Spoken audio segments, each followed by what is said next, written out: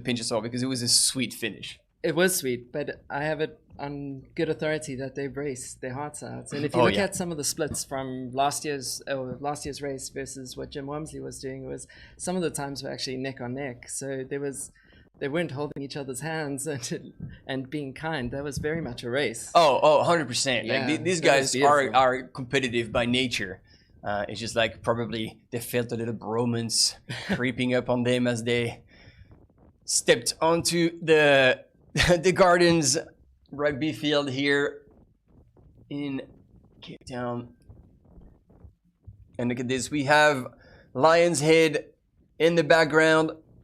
Ruth is now on the contour, and as much as it looks cruisy now, will be a couple of more technical sections, a couple of more ups and downs.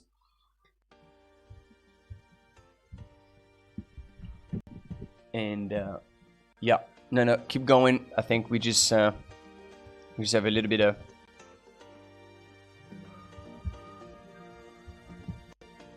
a speak up. But whenever you're ready with data, we'll bring you up. No stress. But hurry up, man! I'm trying. I got nothing. I'm just trying to see. Oh, awesome! Thanks for the feedback. He says cameraman said Ruth is doing 430s. She's throwing 430s per K right now. This is sick. So, I mean, if you look at the times from last year, Ruth from Constantia aid station, she's run faster than the times that were put down last year by Camille. So she's definitely sped up on her second half. Yeah, and the same, like I was trying to compare with the last year's times and the times from Beth Pascal, but then I was told that the course has been changed and that they go off Table Mountain another way, which was much faster, not as technical, shorter as well. And this is why, like, coming out of Hout Bay, sorry, they had this little like kind of dog leg out and back up the hill. And there we go, ladies and gentlemen, Thibaut Barognon, he's made it. I think he's probably the MVP because we were ready to bury him, literally, in Hout Bay. He was done. There was no soul in his eyes. But there you go. His team was there. They put him back on his feet. And this is an outstanding performance from a mental perspective, at least, from the French runner Thibaut Barognon. He's hurt, but he's delivered. He's made it to the finish line. How happy is he going to be? So nice and hot out there, of course. Satisfaction. His crew right here to welcome him home. I am. And Thibaut taking a little bit of time out in the shade. Along with Thibaut, we welcome the Salomon photographer, Craig Kaleski, legend extraordinaire, making all these guys famous.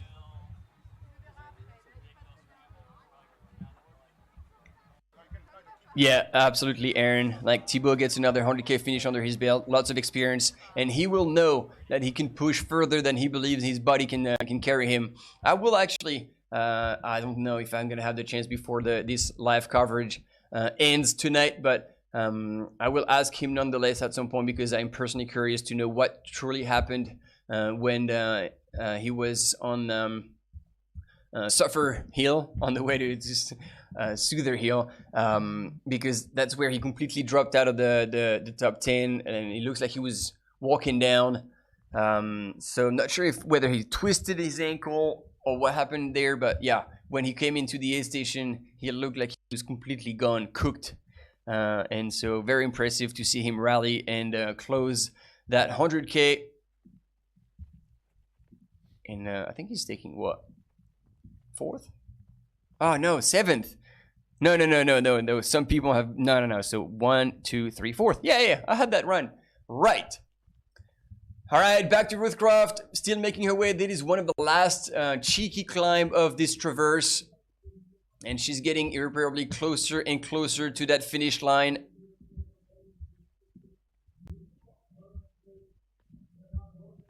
And then,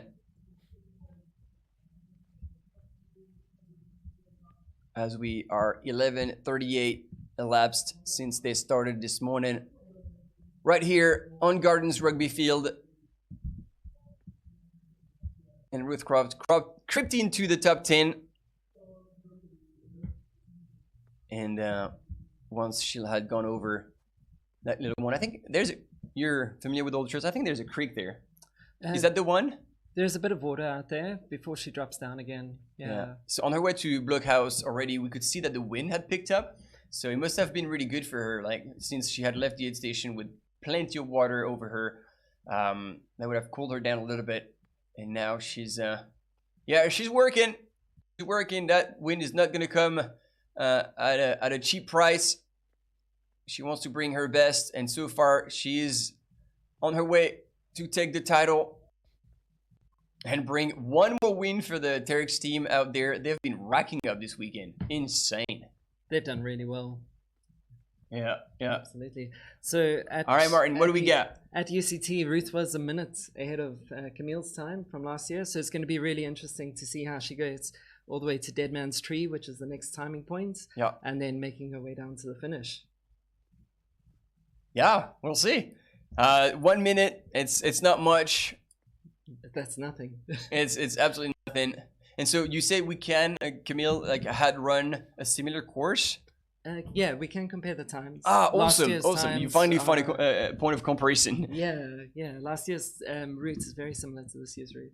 Yeah. Okay, awesome.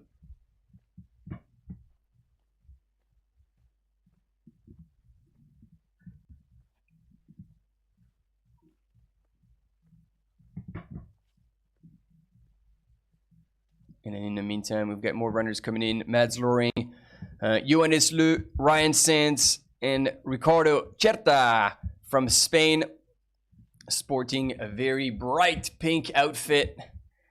People have been loving it in the chat. And, it looks like Darren Thomas has been passed by Ruth, if I trust those GPS trackers. Ruth is on a mission. And as much as it looked like there was a bit of wind earlier, it looks like she's still in the sun right now for that final push. And yeah, once again, we don't stress this enough. This traverse is everything but flat, and you can see that brutal kick right there before dropping on the other side of the ravine. And once again, around the corner, and that's going to be the one final left-hand turn to come into the ball and make her way down to the road, then tree, and then that cheeky technical part on the four-wheel drive track. There we go. She's gonna stop for a dip. Yep.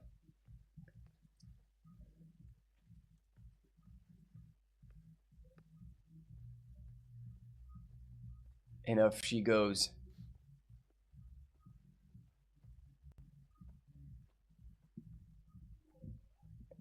And I'm very carefully looking at the dots behind, and I can tell you that those two dots, Ekaterina and Maren Hogan, they are so close to one another. Ekaterina has not given up 1 second. She is fighting back, not giving Marion an easy run onto the podium, onto the second place. Actually, both these ladies will be on the podium, but we have yet to find out on which step they will be standing. So last year, Katerina had the fastest time from UCT to the finish out of all the other women. Although she didn't win the race, she still had a really strong finish. So if she's got a similar race this year, it could be quite a finish for the two of them. Yeah, it would be interesting because, Meg was saying that, like, runners second, third, and fourth have already raced here. So they do have an experience on that course and know really how it feels to run on that trail after some 95 Ks.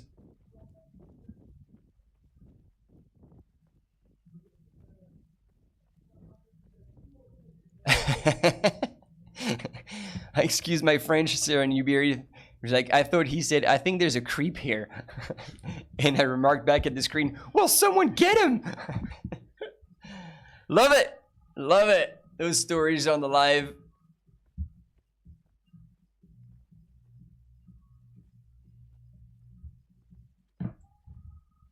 And for Andy's has got a question for you, Martin. I'd be interested in the second half splits of men's versus women's in the 100K and 100 miler. Is this something you can pull off? Let me see what I can do. I think I can get something. There we go. Andy, you shall be served. Just give the man a minute.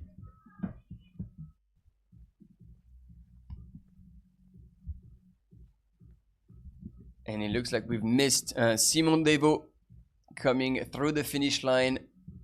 So sorry about that. But I think if you go on Pulse, you should have all the incoming streams, including the fixed camera. I hope I'm not getting ahead of myself here.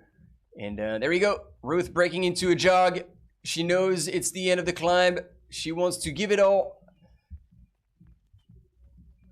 And she's jogging that part, even though that is not a mellow grade.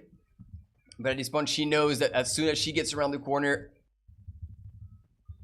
she will free herself from the contour. Just a final stretch around the mountain, slightly downhill.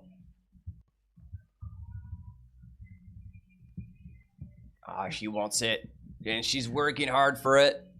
Absolutely, she's really working hard up there. She's running every moment she can.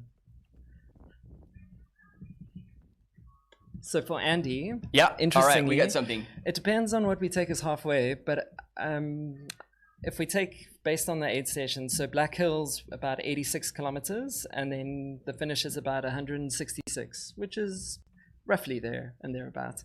And for the men, they are about 3.6% slower on the second half than their first. So those are pretty similar times, actually.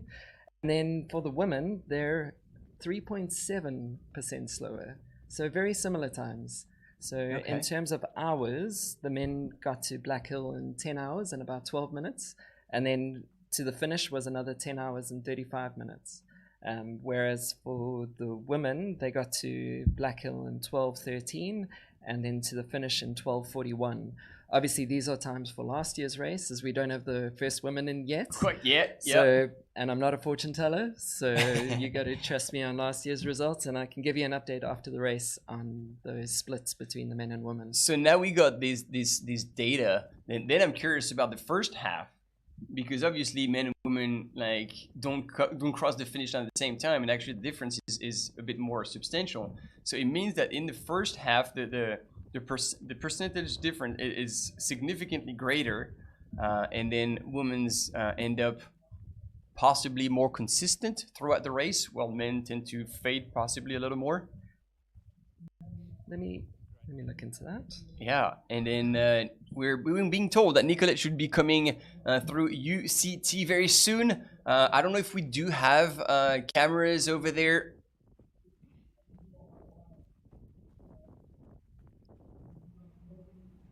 But we shall see if that happens.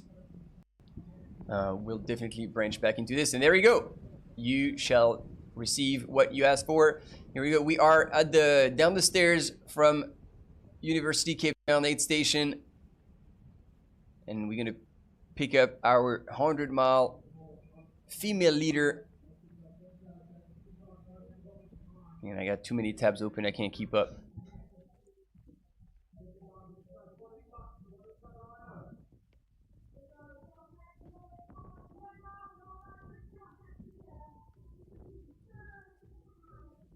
Seems like we didn't have quite someone at UCT yet, so we're back with Ruth, and now she is moving through that technical stretch, still on the contour and getting right around the corner. She'll be taking like right in front of that big wall that is Table Mountain. She's been contouring it for now the longest time, what seems to be the longest time, and now she really gets to the bottom of that rock wall, and it's quite impressive when you're there in real life.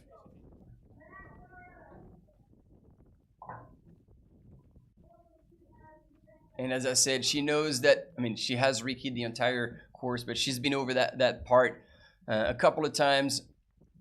So she really knows what's coming ahead of her and how she can pace herself.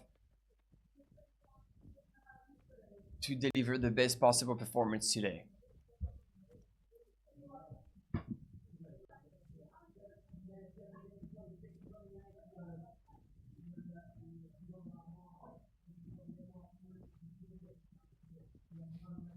And in the 100 mile, we have Naomi Brand, who's gone through Alphen Trail Aid Station at 143 kilometers into the 100 mile. And she's now 1 hour and 33 minutes back. So the gap is widening even more because it went from Nordic to 50 minutes to 1:11, if I recall correctly. Yes, and then 1:33. And there we go.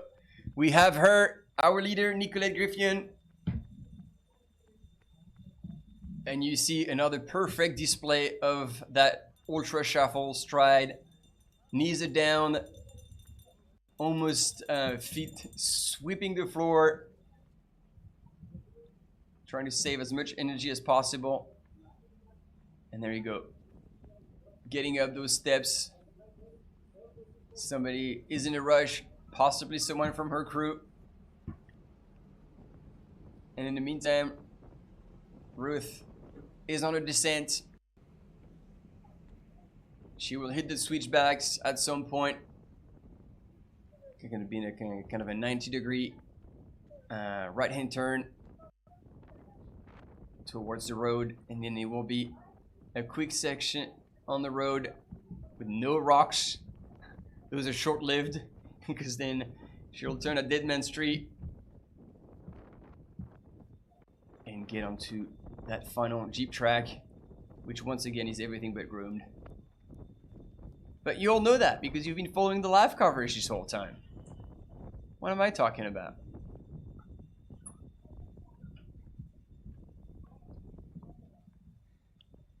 Oh, wow, thank you so much for sharing that piece of information, Jillian. Shout out to Simon Devo. He's from the Mauritius Island and he's got no team, no sponsor. And guess what? He even has his birthday this weekend. So he absolutely delivered a masterclass, scoring extremely high, doing extremely well on his own. No team, no sponsor. Man, what an accomplishment. Maybe we can take the MVP back and give it to that guy, actually. Oh, and look who's back. Welcome back, Meg. Thank you. Wow, what's happening here? Okay, Ruth is still cruising. Oh, yeah. Yeah, she did a bit of power hiking on those cheeky climbs on the contour and then went on over the last bend and started to push the pace. And as we were saying, she will take a sharp right-hand turn. Soon. Yeah. In the meantime, Nicolette is also killing it. Wow. And she's just pulling away more and more. As I was saying, yeah, she's now 1 hour 33 minutes ahead of Naomi at the last aid station before UCT. She's about to take a turn up to the aid station, right? Mm-hmm. Great. And let's see if there's any unicorn left, because they've been dropping like flies. Come on, I hope there's just one left for her. Come on, at least one unicorn. At least we know for sure that the light tunnel is right there. Yeah, one. Yeah, we do have one unicorn left. Woohoo! She possibly thinks she's hallucinating it. Yeah, well, at this point, it possibly could. Because she's some 24 plus hours or into the race. Is that almost 25? Man, I stopped trying counting.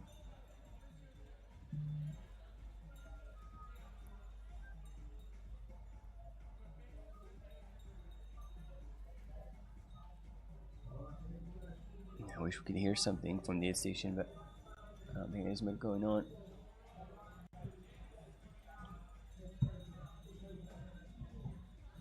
No, we get nothing, so we'll just watch carefully.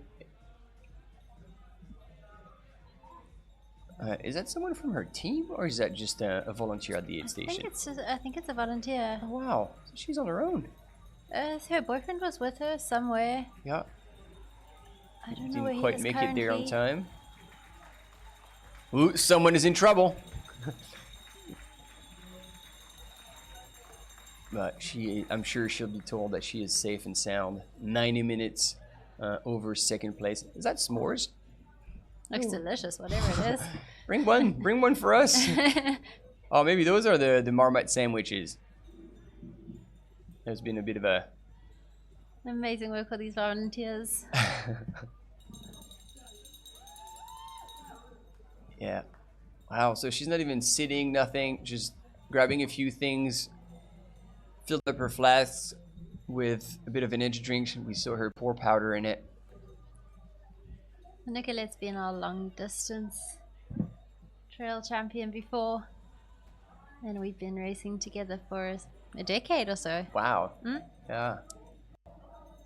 Incredible Yeah, has she athlete. always been running in racing flats like this? In Innovate? Yeah. Yep, she has. Because we were really impressed. I was like, man, 100 miles on that kind of terrain, Oof. that would absolutely destroy your feet. She must be really efficient.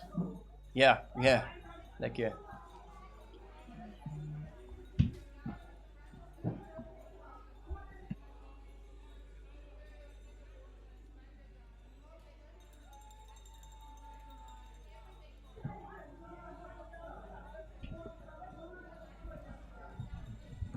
It's gone now.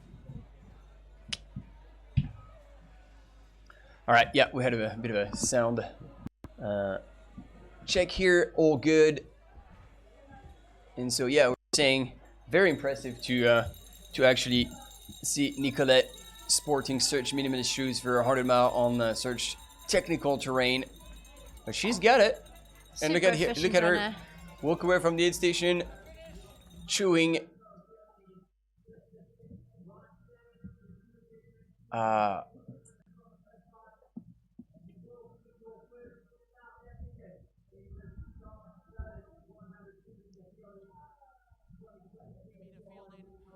...2023 at your RMB Ultra-trail Cape Town. We've also got Ruth Croft, your leading woman, and she has also made her way now through Dead Man's Tree. So that's where we're at the moment. Ricardo Churcha of Spain in between them in 9th place. Ryan Sands should be across the line, I'm guessing, at about 6 minutes past 6 this evening. And Ruth Croft will be through at about 6:15 this evening. So don't go too far, people. We've got some more runners coming across the line. Our first woman in the 100K will not be too far away.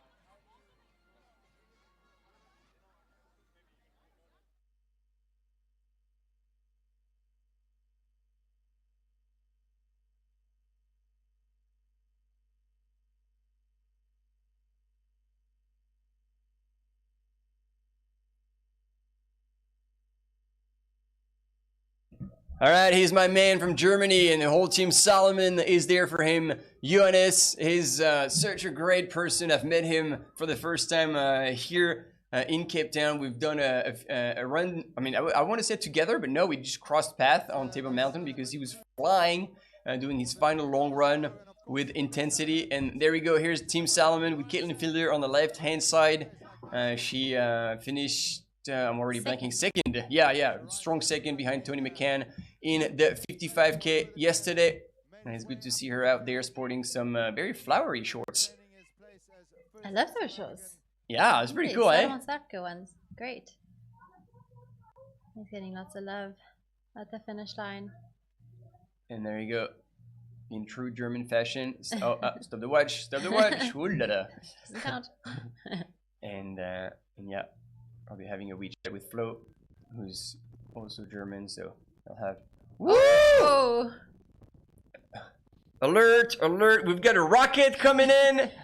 So Ruth must be sitting just behind Ryan. Oh my lord, if there's time to check on Pulse the pace at which he's running, because with this side shot, and again, hats off to our camera runners who are providing these images. This is super cool view right now with Cape Town in the background, the ocean, Signal Hill, Lion's Head, and then Ruth Croft in the lead of the RMB UTCT 100K. What a race, what a masterclass from the Kiwi runner. She still looks so relaxed and just floating along. Yeah, and she knows that at the Dead Man Street, it's gonna be the final dive towards the finish line.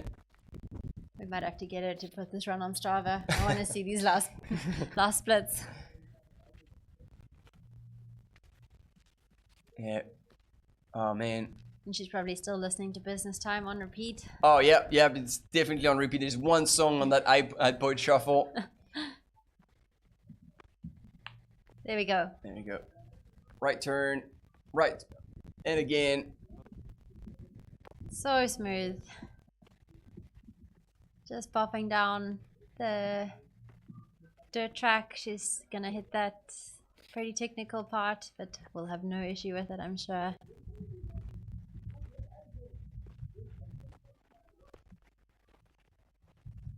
And she should be in the next 10 to 15 minutes, I would say.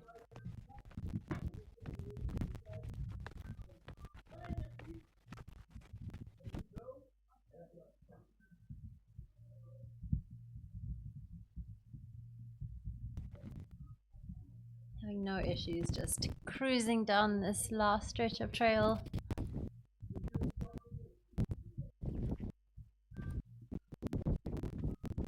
Well, there's a lot of things going on here on the in the background, trying to coordinate everything.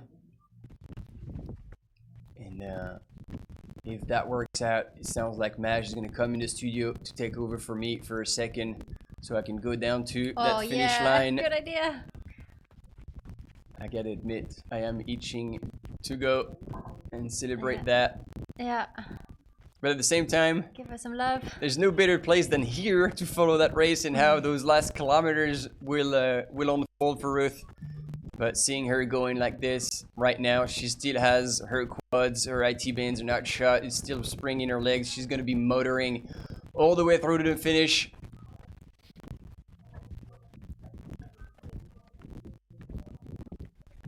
$4.15 per K now on the Jeep track. Nice. And I didn't even know there was a Ferrari icon, but well done, 8-station Fireball. It takes AI to find this kind of stuff. 350 now. She's just speeding up. Oh man, that camera runner is gonna regret having taken on that job. She'll be able to hear everything, and she can just. And in the Everyone's gathering for the finish. 8-station Fireball. So basically the way we're filming this, it's utilizing a mobile app that's called Pulse Live, and it has a tracker on the camera runner, and basically has it's location based, so at all time you know where the video is taken, and you can double layer the map with the video and get all these live data. So this is where it's pulling from. It's not pulling out of someone's And Maj, the man of the moment, has stormed into the live RMB UTCT UT100 and Ryan the coming in Hedgie with Vanessa Sands, and ladies and Max. gentlemen. That is a super cool shot. Awesome. Local legend.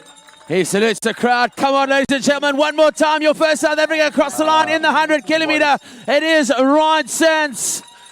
Max and Vanessa with him as well. What a celebration. What a moment for them as a family. And they come across the line. Time check goes on 12 hours and 3 minutes.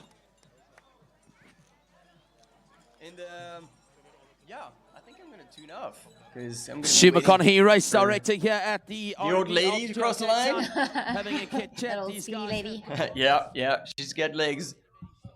All right, I'll be back shortly. So you're in good hands. Give her a hug from us. Will do.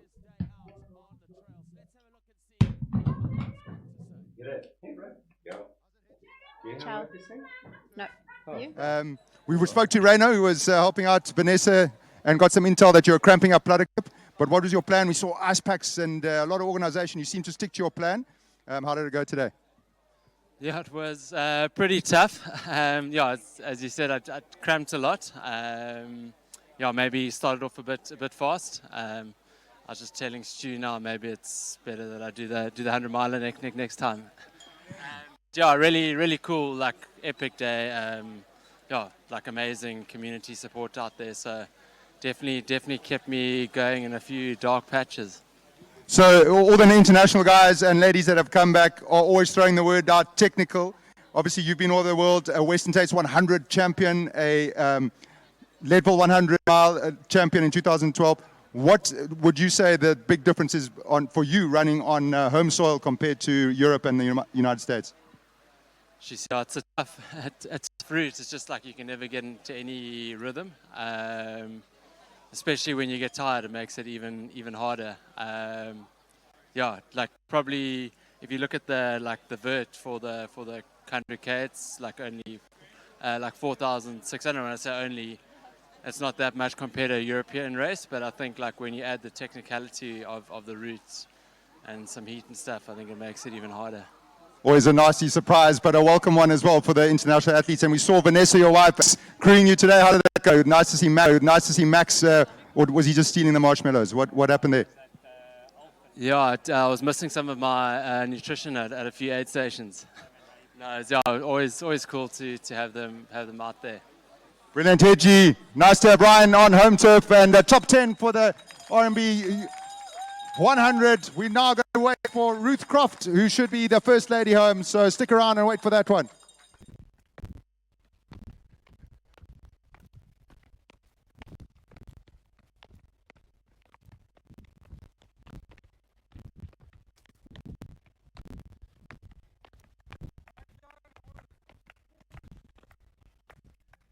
We have given Martin the courtesy of the moment that is Ruth Croft coming in to finish first place at the RMB UTCT 100K. Meg, thanks for welcoming me into your home. What's up? What do you think of this final finish? Because it's like this dirt road, but it's actually is still technical. It's wild. Really brutal, actually. Having just run it this morning, I can say that it's downhill, so you can let go of it, but it's really technical. She's about to go up a little bump before the final right turn to the boardwalks. So it's not easy, but I fully trust Ruth to absolutely fly over these last few kilometers and into the finish. Yeah. And then she will hit the road pretty soon. Yeah. And so we've got a bit of footage here of first place in the 100 miler. So following the two lead females of the 100 miler and the 100K, this would be that incredible punchy climb up to the blockhouse, I believe. Yeah. And having run 150 odd kilometers, this has got to hurt. It's really just a sting in the tail. And she looks like she's handling it really well. Super strong hiking. Did you find that slippery out there today? Like, was it all right? I mean, it wasn't slippery, but at this stage in the game, you really don't want to be wasting energy, like going backwards at all. So you just have to be very careful with where you put your feet and just have maximum momentum going up this really steep climb. I remember 12 o'clock between 12 and 1. All the overseas runners that it wasn't going to be that bad, but when I ran it today, I thought that was maybe false information. It really is quite a tough climb. And we should have Ruth getting close in the next couple of minutes. You can see everyone is gathering to take some photos of the moment.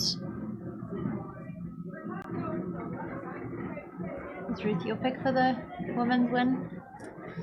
It's pretty hard to go past Ruth after the season she's had. And when I say that, I probably more so say that, yeah, like Ruth probably hasn't had the mid-season that she wanted to. And so in that, she would just be so fresh and ready to come out here and really make sure that, like, she can really stamp something down 2023, and she's doing yeah. it. Yeah, absolutely. She is doing it.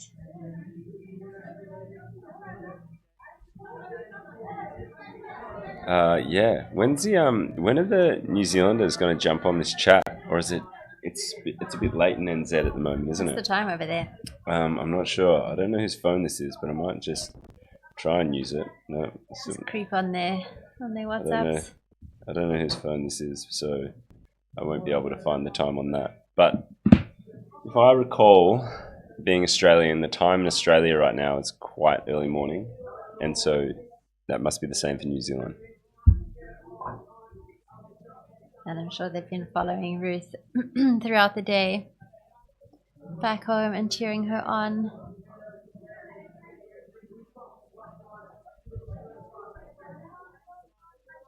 Absolutely incredible performance.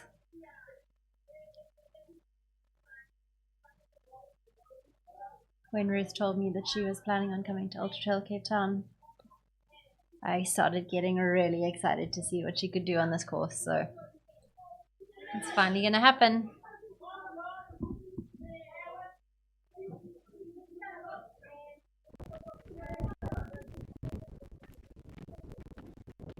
Ah, yeah. Yes.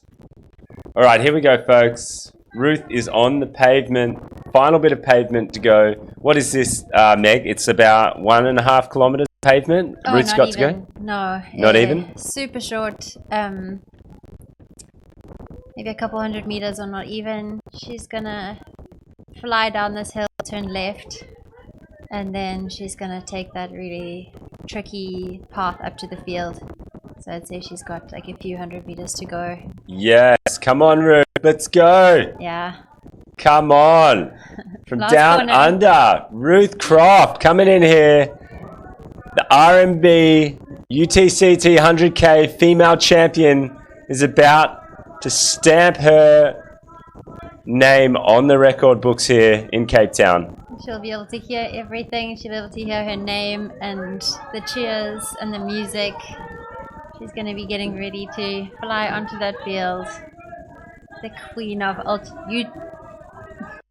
RMB UTCT 100K.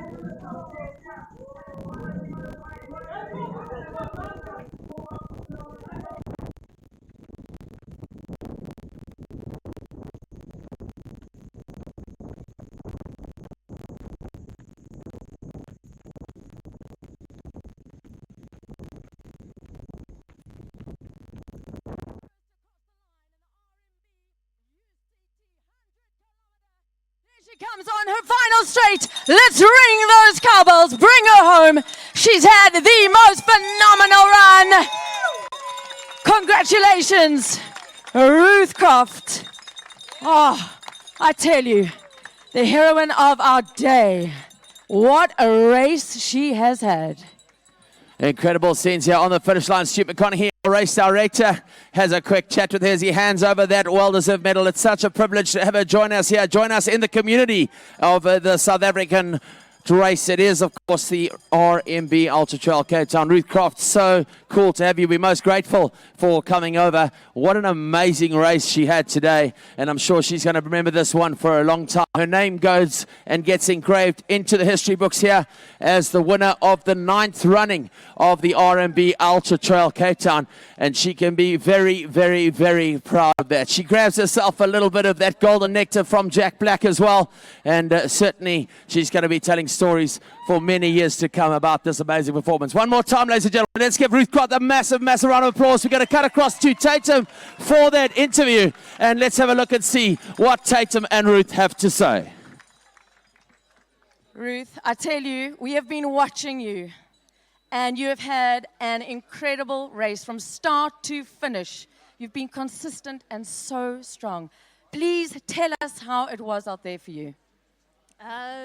Yeah, like it started off pretty quick, I felt, and then my goal was just to get to Lindundo and then try to be in one piece, and then I kind of hit Bonk City on the climb out of Lindundo.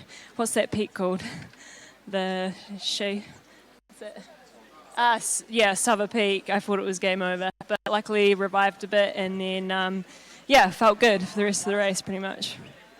unbelievable running. And I believe, I've got to mention it, you're very, very upset about the rugby. A lot of people have been telling me about this. So I don't know, does this mean we kind of like even now? Yeah, maybe we are, but no, we came second and the Springboks deserve to win. I had to bring it up. There was lots of talk about that. Put your hands together for Ruth Croft. What an unbelievable runner. Yeah, and I just want to say thanks to everyone out there. Like, some people were giving me so much intel on the course, and people at aid stations were awesome. So it was great. Thank you. Well done. Put your hands together. That is our winner, Ruth Croft of the RMB UT100 kilometer. Unbelievable. All right, well done and congratulations. Want to go back then?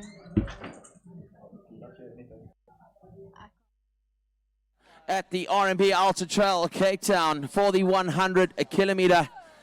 And the 9th winner of this event. The Kiwi has had an incredible day, and listen to this, she's in the top 10 overall. So what an incredible performance it has been from her. Time check for you is 12 hours and around 13 minutes. So coming in just after the 12-hour mark, and there's a big gap between her and second place. Congratulations and well done.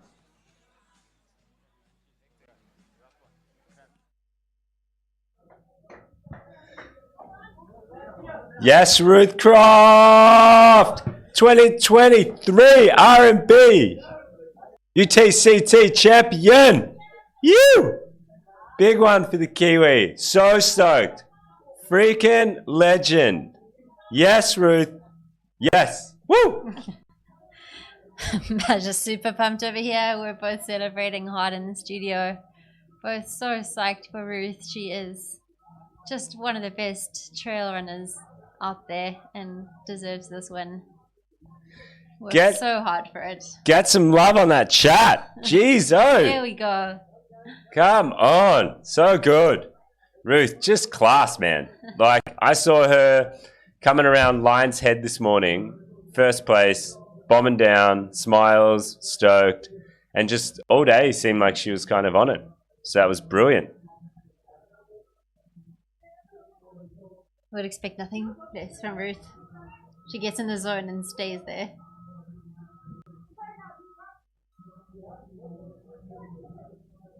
So, yeah, absolute killer. So good.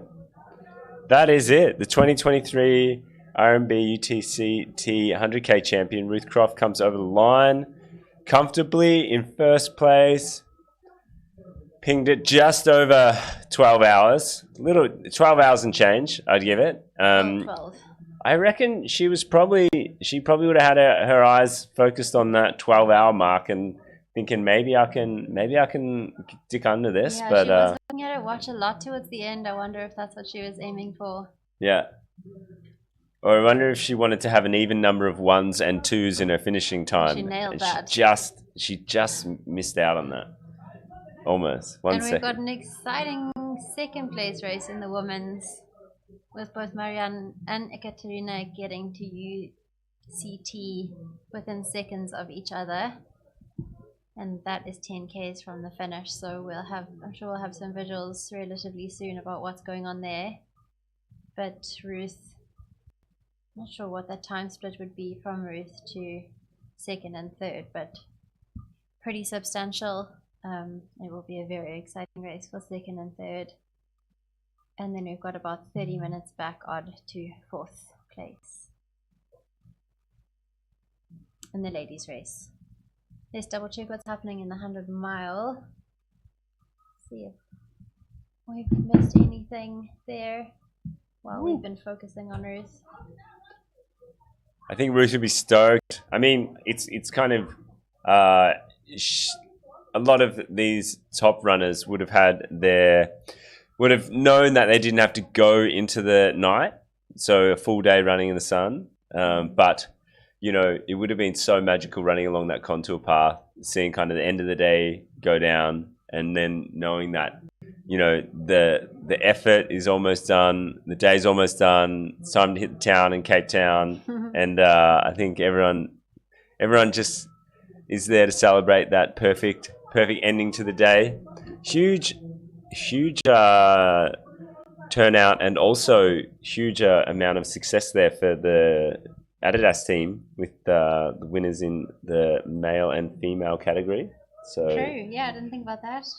likewise in the 55K yesterday, they took out the podium there as well. On So both sides? pretty solid. Both sides. Yeah.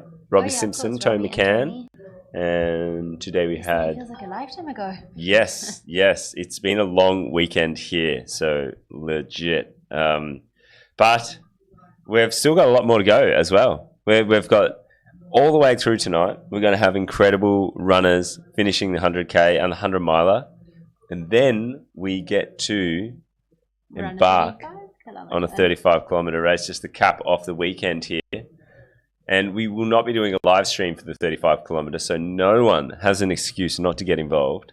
Because no one has an opportunity to just sit behind a screen and watch it, although that's a good thing today. But Can't not. work out if you're saying this for yourself. Yeah, I'm doing yourself a giant hole over here. Yeah, Pretty much committing to 35 I'm really tomorrow. committing actually. So that's kind of I should have thought about that a little bit before I went there. That's on record. Yeah. We also have a very exciting race going on in the men's 100 mile with, again, similar to the women's 100K, 2 runners getting to UCT very, very close together, which after 24 plus hours of running is pretty exciting. We'll keep you posted on that as we know more about it, but that will be a race for 3rd and 4th in the men's 100 mile. And then that would then leave it quite open for Nicolette to be in 5th place It overall looks like it. in the 100 miler. Yep. Although Luke, who is currently lying in 6th, is relatively hot on her heels. Yeah. Yeah, she looked like she's still moving pretty well, so that's good. That's a good sign. That's definitely a good sign. We would expect that the 2nd and 3rd place in the 100 kilometer is also a hot competition right now. Yeah, I'm just checking it out. Oh, 1 second. There's some footage of Nicolette coming along Things the are contour. happening in the 100K for the women's race. We have Marianne, who has reached Dead Man's Tree according to our tracker in 12:19. So a few minutes ago, she would have reached the drop down from the road. Though note that the trackers have been a bit strange there. We might get some visual confirmation of that in a second. But if that is true, then she has closed extremely hard. Yeah. In true Marianne style, and pretty much certainly taken 2nd place from Ekaterina. Yep. Who is still lying in 3rd, with a pretty solid lead of a 4th. So our women's podium is almost set in stone, I'd say. Yeah. Beautiful. So that's an amazing thing. I think Marianne, after chatting with her throughout the week, she'll be stoked because, she has come back from a bit of injury, and I guess she was saying that she's a little bit unsure how this all will unfold for her today, and it seems like it's gone incredibly well. I think she'd be stoked with, it's a bit bittersweet getting 2nd, but I think she'll be stoked just with being able to hold up that whole time. She's probably going to come in. Maybe she'll beat 12 hours 30. Maybe she'll just creep over it. But if this tracker is correct or not. Let's see. Depends how much she is finishing and closing hard. Yeah. Well, as we were saying earlier, one thing we do know about Marianne is that we have visual map. It does look like she has not yet reached Dead Man's Tree. She's just dropped down the single track onto the road. And Ekaterina is not quite at the drop down point, so she has made a good amount of time. And we can also see Darren Thomas there, just probably on the dirt track or even the boardwalk heading down to the finish, which is an awesome run from the American. I think it was his first 100K.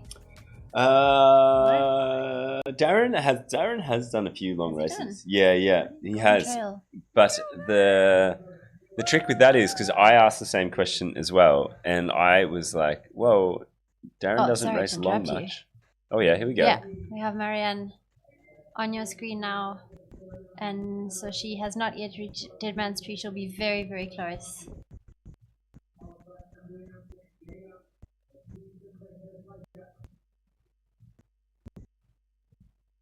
But here we go. So we got a bit of intel.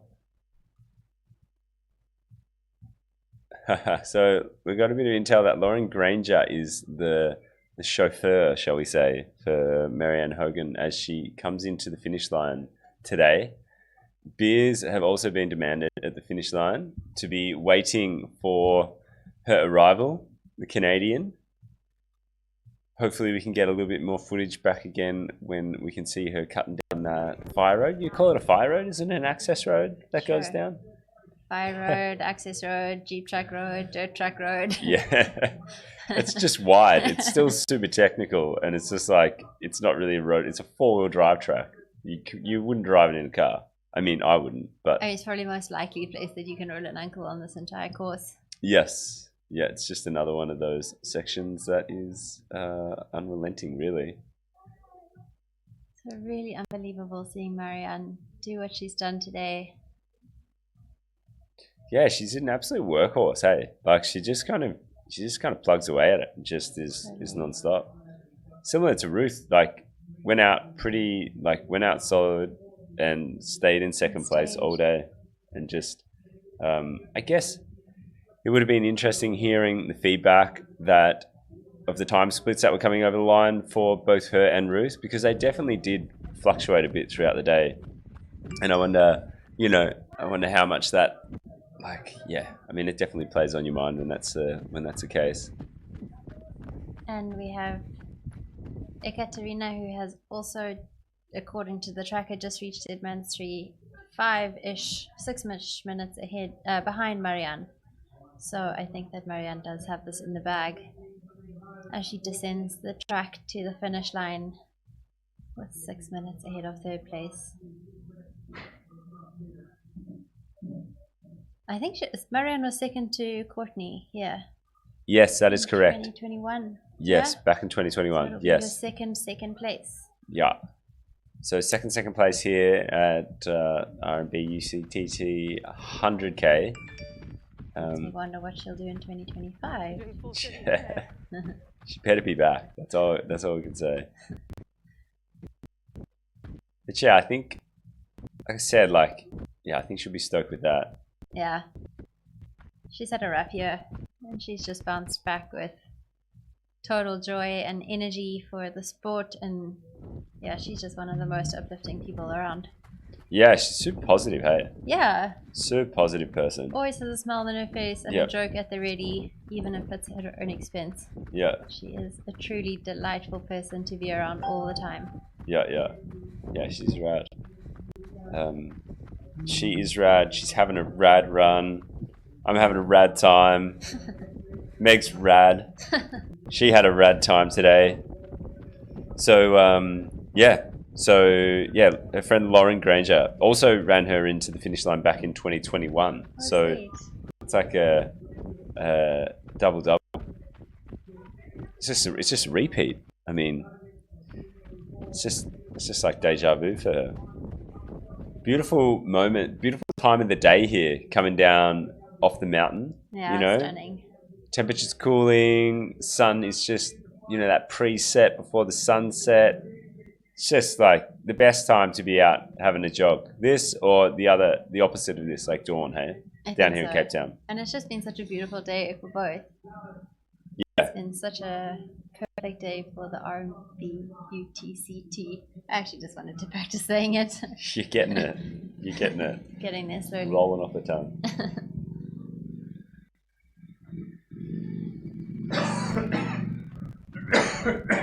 And we have our two South African women, Sam Reilly and Kieran Marshall, currently in 5th and 6th in the 100K, which is really exciting. They're going to receive a lot of love when they start dropping down to the finish too. But now we have Marianne hitting the really technical, horrible section of the dirt track. Jeep road. Fire road. Fire road. Access road. Access road, wash away. So, yeah, Samantha Reilly, when she came into Hot Bay aid station today, everyone went crazy. They were just like, it was the loudest cheer of the whole day that I saw there. And I was just like, what? Who's going on? Who is coming in here? And then she just had like the biggest crowd around her. It was rad. And they were all just totally loving it. Yeah, it was so cool. Yeah, I was like, whoa, what is going on? And she came in. And she just made such big improvements this year. Yeah. Really had breakout performances and gone from strength to strength, which is so special. Oh, we can see Darren Thomas on the finish now. There we go, Darren. Man, he had a day. He had an absolute day. I was chatting to his partner just at Cape Town University, and she said that I'm not sure exactly what peak it was, but Darren had to lay down on the floor at the top of one of the peaks, and he just said, I just needed to like take some slow exhales. I needed to get my heart rate down. I needed to take a breath. I needed to take a moment, because he just really kind of cooked it there for a little bit. And then he got into an aid station. He said, I need real food. I need a cool down. Two things. I need real food. I need a cool down. Let's make it happen. And his partner, his wife, Adrian, sorted that out. And then, yeah, he regrouped. He battled. He rallied. And now here he is. He's across the finish line. As you were saying before as well, Meg, Darren is incredible at short distance races. I mean, he's incredible at long distance races, but I've known him over the last few years as being an absolute stud at doing short distance races. Marathon distance and shorter. Yeah. VK as well, like Broken Arrow 23K, and seen him out there, had a lot of success out there. But prior to doing all that, he has run a couple of 100-milers over in the States as well. He's done a couple of 100Ks, yeah. And I was really surprised to hear that, because I was like, man, this dude has some absolute wheels. And range. Yeah, but he's like, his heart really, and his participation in the sport really came from that, from a lot of long distance trail races, which is sweet. And he's there with the US crew, Anthony Constalis as well, congratulating him. No doubt they're sharing some stories of incredible moments and absolute euphoria and joy, because that's the main thing that you do experience in ultra trail race. Absolutely. And Marianne there was just hitting that last yuck section that goes uphill a little bit. That douche grade. Dude, I just wonder what... Oh yeah, we've got a lot of love for Darren on the chat. It is that time there in America. They are waking up, seeing Darren come over the finish line. Very stoked for him. Out of Reno, Nevada. He's a hydrogeologist, Darren, as well. Yeah. Kind of doesn't surprise me. Finds water in a desert. Can you imagine that? Like, imagine that was your job. Just like, yay, here's a desert. Go find water for us. That's what he does. Darren Thomas. Start on the trails. Start in the desert. That's like the ultimate. That's the kind of person you want in your crew when shit starts going wrong. Yeah, when you can run fast and you can find water. When the world really starts to but that's who we want. So keep an eye on Darren Thomas, folks. That's who we want in our crew when things get real dry, like my jokes. Excellent. Second place female, Marianne Hogan, coming in here. Just gonna pop over a little stream and then hit the boardwalks. Probably about 1K from the finish line at the moment. We did give her a bit of a chance of getting that 12-hour, 30-minute mark, but she won't be getting that this year at the 2023 Ultra-Trail Cape Town 100K. But as you said, Meg, she's probably going to return 2025 and give another stab. If I know Marianne, she will That's be returning for a win. That's the way it goes. Let's see how it goes. Finish line vibes. We've still got the unicorns down there. The unicorns ran Ruth in to the finish. That was excellent. They are great people down there. I had a chat to them at the RMB UTCT aid station at the University of Cape Town, and they were great people. There was only 2 of them though, so 2 of the unicorns did get lost because there was 4 of them. Yeah, it's an unknown, the true reason for their missingness, but there was only 2. Yeah, but don't worry, they're unicorns. They'll be back.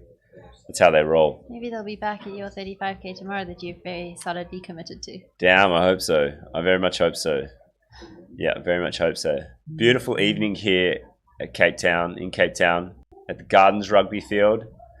Got an almost full moon rising in our distance out there. Beautiful. Oh yeah, Pip Dixon and Lee Pearce, the unicorn legends. That's right.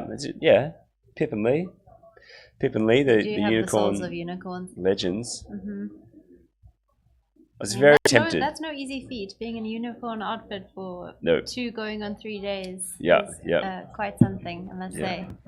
Really committed though. Really committed folk.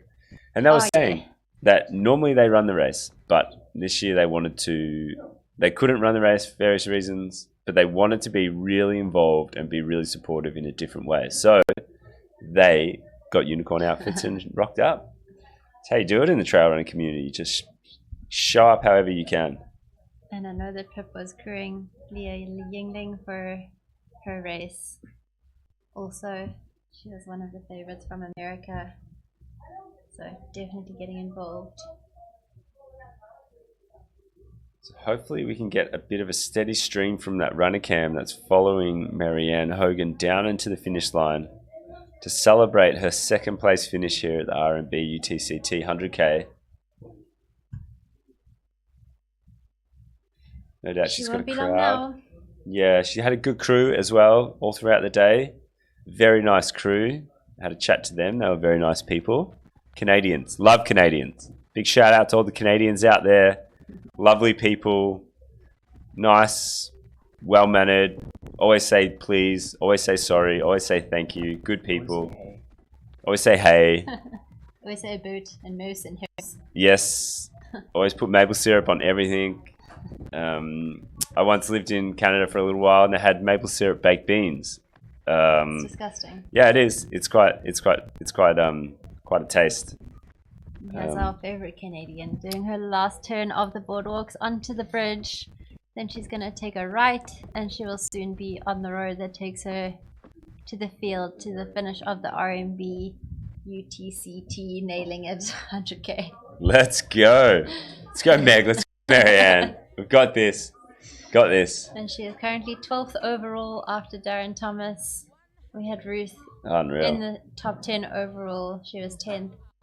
And Marianne is sitting 12th overall in the rankings, which is absolutely incredible for this big field. And I think it's only tarmac now for her. There won't be any more trail. And that is a good thing, I suppose. It means at the home.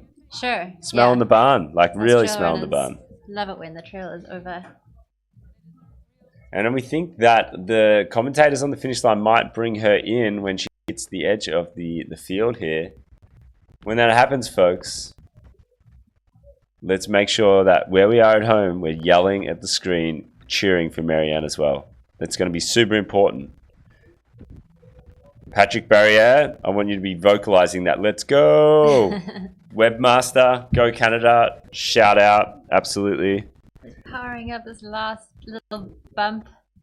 I'm sure it feels quite painful at this stage.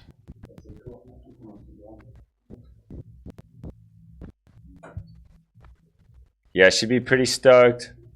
It's been a long day out there. It's been hot. It's been full of ups and downs, no doubt. I can't wait to hear her finish line interview because I think she will let us know what it is all about. With a massive smile on her face, I'm sure that she's taking her earpods out. She knows that it's going to be soon that she's arriving. She can probably hear the cheers. Yeah, she'll be stoked to have finished, and she'll be stoked to have finished in second place as well. As you would be. Absolutely. Big shout out to Marianne. And also, to come back to a race this brutal, it says something too, right? Because it's not easy to front back up to that race. You know what you're in for. Yeah, you know exactly what you're in for. And as reports go, it's kind of changed a little bit since she ran it, so it's got a bit harder. A little bit harder, I think. Or Yeah. a lot harder. Yeah. So proper She's signing just up. powering up that last climb. Yeah, just not hiking a step. We reckon we're going to pick her up pretty soon. That's her crew there, Benoit, in the screen there, just on the right. And our film crew. Oh, got the unicorns there. Let's go, Marianne. All right, ladies and gentlemen, make some noise. Here she comes. Biggest smile in the world. Marianne Hogan. She's coming around that last bend. She is looking so strong. Get those cowbells. Get them ringing. Applaud this amazing woman coming in second place at the RMB Ultra-trail Cape Town 100 kilometer. Here she comes. What a fantastic run she's had. High-fiving all her supporters and fans. Congratulations. What a Yes, great run. What a Marianne. great smile. She's been incredible today, running like a metronome, not making any mistakes. We saw her come out of Hout Bay, and she was super smooth, just ticking boxes. And she comes home for the second time here at the RMB Ultra-trail Cape Town. Second place in 2021, second place here in 2023.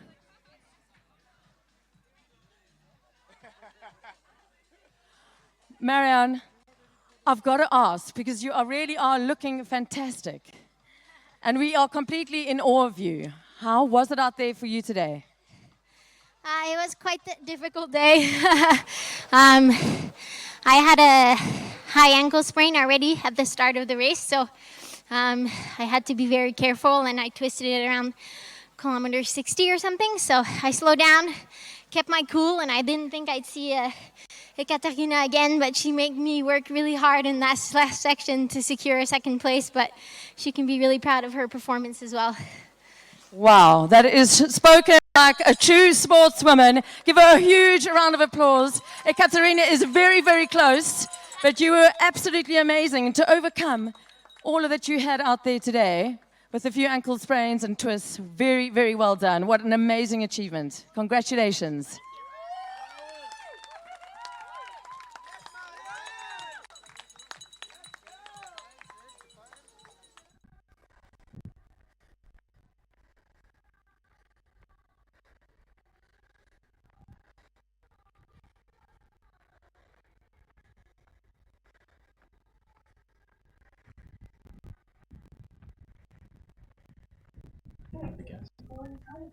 All right, team, you've got a new team in place in the name of Robbie Simpson and myself, yours, one and only, Martin Gaffuri.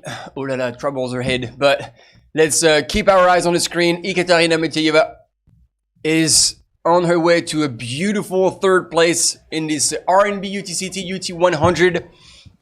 Ah, it's good to see the man alive. Vincent Viette did not look too good from what I've heard. Dropped out of the 100 mile about 100k, 130k in. And he's here to celebrate with Marianne. And Ekaterina is on her way. It looks like she's worked. You know everything about biomechanics. And you were saying actually that you absolutely blast yourself in that last descent. And it looks like Ekaterina, that's exactly what she's done. Yeah, the last descent is very runnable. It's very fast, gravel roads, and then onto the road again at the end. So you can really smash everything. And by then, like I was saying, your feet are battered. You got stones in your shoes, sand in your shoes, wet feet. So everything grinds together in a big mush of like sweat, blood, everything.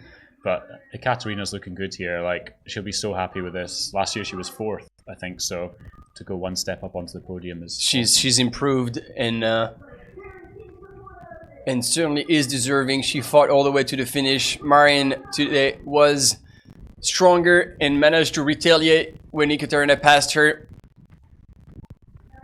And we're gonna let you appreciate that finish and hand it over to the finish line speakers. Great to have the two of them here at the finish line together, racing so tightly and so close. There she is, ladies and gentlemen, our 3rd place in the RMB Ultra-trail 100 kilometer. Ekaterina. Let's give her a big round of applause. She has been charging from the start to the finish. And here she is, coming up to her final straight. That's it. Very, very well done. She's looking superbly strong. What a brilliant, brilliant finish from her. Claiming that third place, so she should. Congratulations. Oh, absolutely amazing. Congratulations and well done. Even our unicorns approve of that move. Congratulations and welcome home. Third place here today. That rounds off our podium for the elite women in the 100 kilometer. Well done.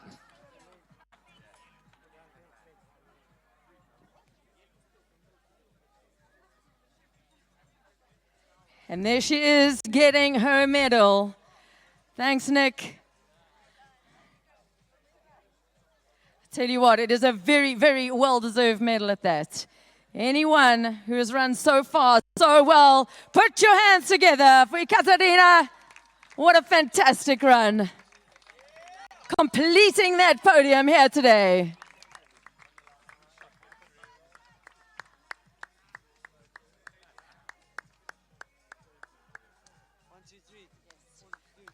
Alrighty, can I get the top 3 women for a podium photo, please? Here's Ruth coming across, giving hugs.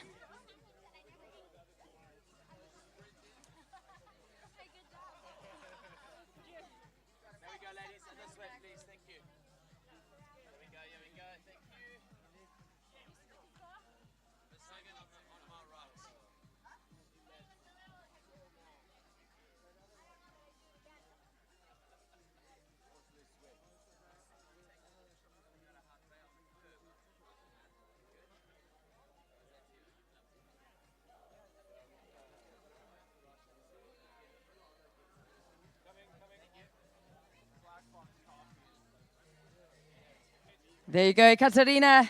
Go and stand there with the other ladies here today. There you have it, guys. Put your hands together. Ruth Croft, Marianne Hogan, Ekaterina Mitaeva, our top 3 rounding off the podium. Congratulations, ladies. I tell you what, we can only stand here on the side in absolute awe of these 3 women. Very, very well done. I think we're going to be able to take it back from here. Still with Robbie in the house, and obviously super happy about both his teammates taking first and third in this 100K today. What an effort from all of them, and what a rally from Marianne Hogan. And yeah, the Mitaevs have scored high today, first and third. Pretty solid day in the office, I got to say. Yeah, good for the Mitaev family. They loved this race though. They loved it last year, came out here for like 6 weeks and prepared really well. But this year they were only actually out for 2 weeks before. So I was thinking, ooh, you know, how is it going to be? Because they both raced in Turkey as well, Cappadocia, just a few weeks ago. So they've obviously recovered really well from that. And it's just been enough time for them to get used to the weather conditions and things. Yeah, but Dima at the finish line interview explained that he had been in altitude training for 5 weeks. Yeah, I did see that, but then I saw it was freezing cold where they were because it was snowing and so stuff. it's kind of a trade-off. You get the altitude, but you don't get the heat acclimatation. Yeah, because Alexei was telling me he did a run with Dima, and then they got like 2 hours in, and it was a really hot day, and then Dima ran out of water, and they had to walk the last hour. Oh no! So that was just a few weeks ago. Well, that will teach you a lesson, at least for the race, and you'll be better prepared, because, I mean, what a race he had today. Like, he executed so freaking well. Yeah, like, led from wire to wire, was never worried. We were worried seeing him coming down into London with like blood all over his leg. Yeah, he took a fall there, and it did look quite nasty, but then we got it cleaned up. It wasn't too deep. He was not worried at all. He was like, it's fine, it's just a scratch. That's the thing, but once again, in his finish line interview, he said like he fell, and then he said like, that was really painful. I had to pick myself up. And I'm like, wow, you didn't make it look like this, because when he went through the aid station, barely said anything. No, just, I'm fine. Just take the carbs, get some water on, and then go. Yeah, he had one mission right there, and he executed and took the win. So now we had a few images here on your screen of the 100-mile race with Nicolette Griffion, who's still in the lead. And definitely on her way to the win. She has some over 90 minutes lead at the last aid station. So she's pretty safe. She can cruise, enjoy the views, have a snack. Yeah, you can chill a little bit there. Yeah. So that last aid station's just the university, isn't it? Correct. Yeah. So it's not too far from there. And the last section's really beautiful as well. Once you get onto the contour, obviously the blockhouse climb, don't say too much about that. Once you get beyond that, it's a really lovely section of the course. And I think at this time of night as well, when the sun's starting to go down, it'll be really good. Yeah, it's probably not as warm. But then it's still hard. You still have a bunch of kicks all the way through that contour, and then some sections are actually pretty technical, yeah? Yeah, because I was on there yesterday, and Daniel was following me with the camera, and he says, "Oh, you've got to Blockhouse. It's all flat from here." But I know for a fact there's like 150 meters more elevation gain from there to yeah. You're nowhere near done. No, and then like you say, that little rocky section up and then down, you're like, it goes on forever. One more and one more. I know, but then there's like one part once you get round this corner, it just begins to go down. And so you take that zigzag descent to the road. Absolutely, and this is where we saw, like in the last part of the climb, this is where we saw actually Ruth pick it up, because she knew that that was kind of the last effort she needed to kind of provide before dropping down. And here, who's catching up with who? Because we've got Nicola Griffin from a local runner, representing Innovate, on her way to winning the RMB UTCT, the miler, and she is 25 hours and 48 minutes into the run, and she's gonna close that loop in some 30 plus minutes. It's moving well. Yeah. And so, I mean, while we have these images, like, I still want to have a wee yarn with you about your race, because we covered that, we followed that very happily. We're stoked to see you take a second win. How did it go for you? Because we know you have a lot going on, and you've been almost was that 2 months here? Yeah, for a second block. I think about 7 weeks. Yeah, damn, it's a long time. It's good though. No, it was a really good race. I was trying to go into it and maybe run a bit less aggressively than last year, certainly over the first half. And then I managed to do that for a while, and I think I got a bit carried away on the descent, the first descent down to Hout Bay, and opened up a bit. But then I felt good after that, and like things were going really well. I was just trying to keep it in control, and I thought I'd feel really strong later in the race. But then I got to about 28, 29K, and I just thought, I don't feel very good at all. I feel awful. I'm taking that back. Yeah, every gel I took just seemed to sit in my stomach, and then I was drinking, but it wasn't really doing anything. And I thought, something's not quite right here. But I couldn't quite work out what it was. And then I went into the aid station in Alphen Trail and had all the teammates there. Big boss Robert was there, bit of a pep talk. And then I came out of it feeling okay. But then I had this wobble just on the contour before the climb on the 400 stairs it is. Yeah. And then I just puked. And all this bright yellow liquid just came out. Obviously, you don't want to hear that, but Yeah, we do. I mean, let's keep it detailed and crispy. Yeah, nice and clear and yellow liquid, just projectile vomit out the mouth. But then after that, I actually I felt a lot better in the stomach. Just my legs were a bit wobbly, because I had missed a few gels. Obviously, they came back up. But then on that little descent down to the university, things just began to improve a bit, get a bit of momentum there. And then I came into the aid station, changed up the gels. I thought, no, this isn't working. Got some cola. Yeah, we saw that. We saw you ask for it, and Rob came in with, I think it was 2 flasks. Yeah, I think it was a flask of cola, a flask of water, and I think I drank some out of a flask as well before I left. But that was just perfect. So I just sipped that cola on the climb up to Blockhouse. And actually, I think I ran that Blockhouse climb way better than last year. It felt much faster, stronger. I could even run parts of it instead of just, walking. But then from the top of there to the end was really good. I got back into my stride again, felt really smooth, and I was like, yes, finally, this is what I wanted it to feel like. So yeah, I was really, really happy at the end. So that's where we say at some parties, like you did a puke and rally. Yeah, because now I understand what that means.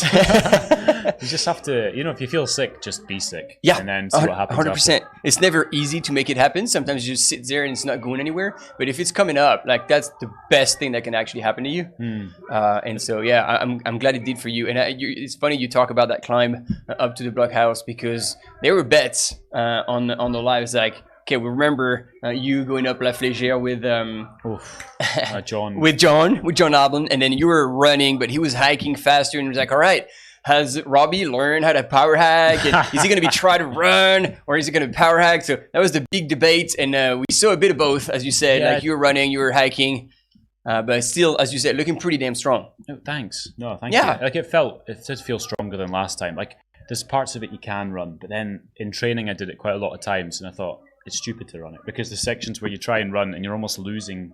Oh yeah, traction. especially because like you get rolling, loose. like it's loose. Yeah. So you don't have proper traction there. No, so it was fine to like hike those bits. Tried to learn a bit from John, from the master.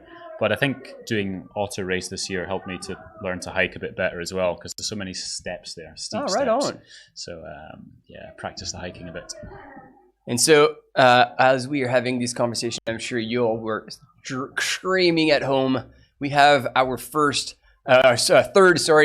100-mile runner, and he is so chuffed. He's been joined by all his friends and family, and obviously Stu, our race director, was so happy to see him come in. Congratulated him with a massive hug.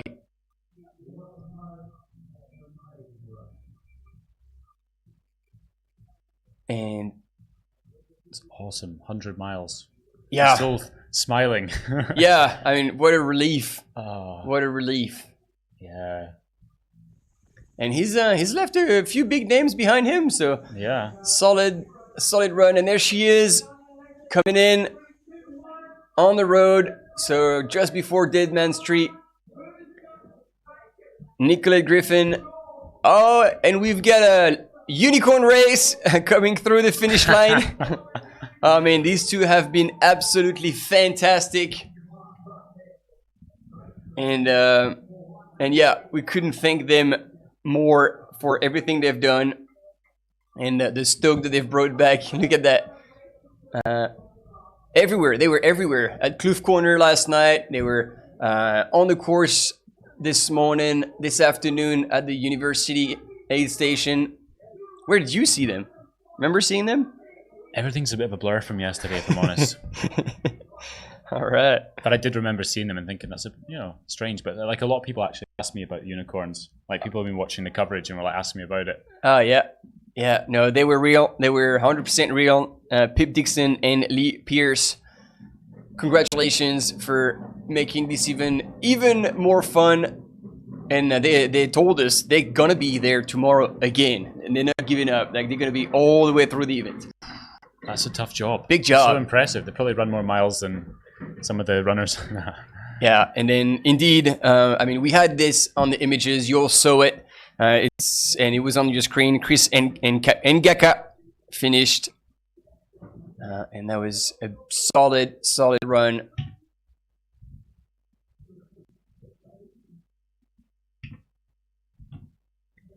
Yeah, so that was one more question I wanted to ask because a few people talked about it, and we talked about this morning with your teammate Toni McCann, who had a pretty good race too at the 55K. Yeah, Tony. And we were wondering, should Robbie choose to kind of slow down a little bit, and Toni should speed up a little bit, and she comes to you? Is this a hand-in-hand finish, or the pride would be like, stuff that, I'm going to try to outsprint her? Yeah, I think Toni would try and beat me. I don't think the other way around. No, I wouldn't mind, if Toni beat me. She's super strong, and this is her home soil. Like, she's been running the best ever this season. She has an amazing season. She did. If she was ahead of me, I'd be happy for her. But I did think it was going to happen at one point. I looked back on the way up Souther Peak. I looked down, and she was in second place, and I was like, "Ooh, okay, pretty close behind." It's keeping me honest here. No, but it's fine. I'm happy with that. Like, it's good to see her run that well. And I did feel good in that last hour, and managed to pull away a bit more. So yeah, it was fine. But like, it might happen one day, Like she's beaten quite a few of my teammates, male teammates, I think. Yeah. As well. Won't mention any names. But there's nothing wrong with throw that. them under the bus just in. Yeah, but I mean, there was 2 women in the top 4 yesterday. So true. True. They're pretty much as fast as we were as men. So yeah. Yeah, it's really impressive to see it. That might happen. I mean, you're not getting any younger, buddy. No, I'm not. I'm getting old now, and everyone's getting faster. Tony's still getting faster. No, it was a really strong women's field yesterday.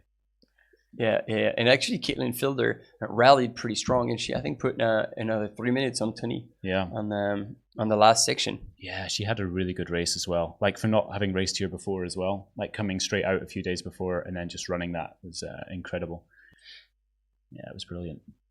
Yeah, yeah. Let's see, because now Nicolette should be getting there probably in the next 10 minutes or so. Should be making her way down the Jeep track. Stu is still there, and I think he's going to be there all night, bringing everyone in. So what time are we on now for the 100 milers? So you said you have it on the top corner of the screen. 1 day, so 24 hours plus 1 hour and 57 minutes. So almost 26 hours. And Nicolette Griffin here is dropping our camera runner. That's a pretty good sign. That's good at the end of 100 miles. So Chris must have been about 25 hours 50 or 25:40 something. Just to see the time gaps. I had it there.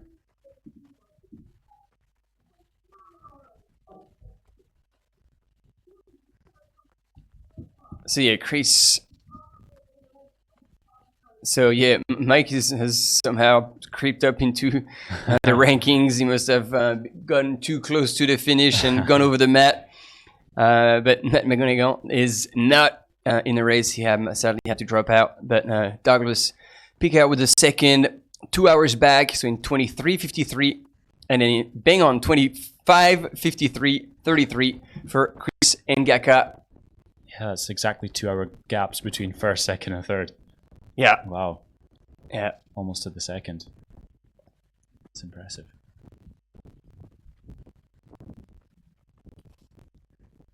Yeah, this 100-mile course is just, when you see the amount of distance they cover and the terrain that they have to cover, it's just one of the hardest ones. And that's the thing, like some of the runners have gone out too hard, blown up, had like massive blow-ups. I was talking to Caitlin Fielder, and she said she was out on the course supporting her teammates, and then she saw Vincent Viet, and she was like, whoa. like his eyes were not looking good at all.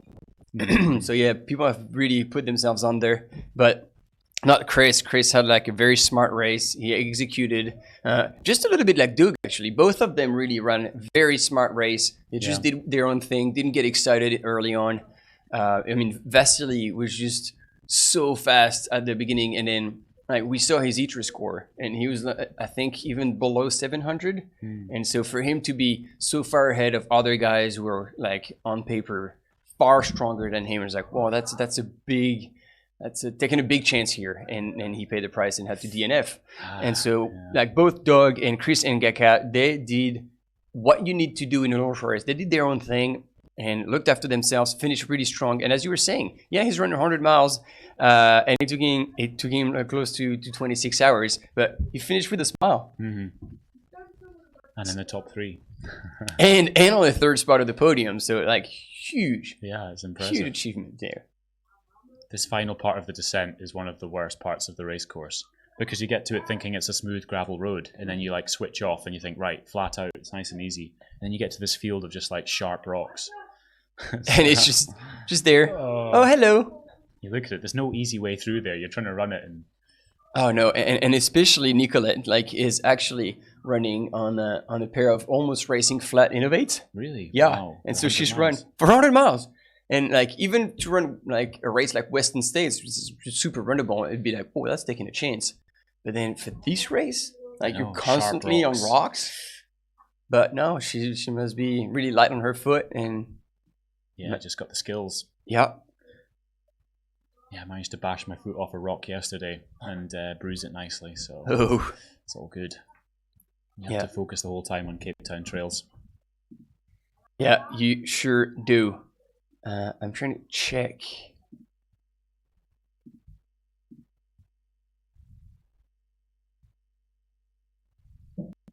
So Samantha Reilly. Oh, Sam Riley, is she? Yeah. Yeah, she's in 5th because again, Ling Ling has dropped out, so she must have been checking out her team, like some friends or teammate at the aid station, and she went through. But like obviously, she's not in the rankings. So Sam has been sitting in 5th almost the whole day. So and doing well. Like she was at aid station, smiling and having a good time with her crew. So that was really cool. Yeah. Bernhard, you were asking about Corinne Milcombe. She was in 9th position at Nursery Ravine, and so she hasn't clocked yet at the University of Cape Town. Actually, at University of Cape Town, only Samantha is the last one who's checked in. So we're still missing Carrie-Anne Marchand, Olivia Duberne, Lisa Griffin, and Corinne would show up in 9th position unless there's been changes, because they're only 2 minutes apart, 8th and 9th. So depending on how they're feeling, there might be a bit of a change. But yeah, they're quite far back still. 6 places, and now we're back from Samantha. So yeah, Samantha went through in 12:12, and now we're 13:04. So possibly another 8 minutes if they stayed on pace, and we'll see the next runner in the women's 100K come through University of Cape Town. So yeah, these ladies have really thrown it down. Top 3, Ruth Croft, Marian Hogan, and Ekaterina Mitayeva. Really were on a league of their own. And then Varvara Chikanova was in 4th position, still is in 4th position, but another 35 minutes back from Ekaterina. Yeah, so she shouldn't be too far away from the finish either. Yeah, actually, she should be there any minute. Yeah, it's good to see. I know everyone will be cheering for Sam as the first South African female in the race as well. So. Oh yeah. Hopefully the crowds will be there, and the speaker on the finish line will give her a warm welcome. Oh yeah, I think so. Yeah, Sam's been training really well for this race. Has she? Yeah, I've chatted to her quite a bit about training and some of the long runs and things. I think she was like not exactly sure that she was like ready for it or it was going to go well, but I mean she knows the trails better than anyone, and I think put in a really good box. So yeah, it's obviously paid off. Yeah, and back to the 100 mile. She's on the boardwalk. How does that feel? You're on the boardwalk. You're in the lead. It's really nice. I mean, I love running on boardwalks. They're slightly bouncy, and you don't have to worry about tripping over stones. But then here, you see there's those little Here's the trick. Stones, and also the steps on the boardwalk. So you want to just relax and stride out, and you can do that because it's just a really nice gradient, slightly downhill. But then you get to these little steps, and you just have to time it right. And I swear there was one where there was like a little hole that was almost fell down into it. But yeah, it's nice to get there. You know it's done. Yeah. So yeah, that will feel like $1 million for Nicola Griffin. Imagine all this time spent out there, and actually it already blows my mind. And she's the fastest woman. Like they will have up to 45 hours to close it in. Yeah, another 20.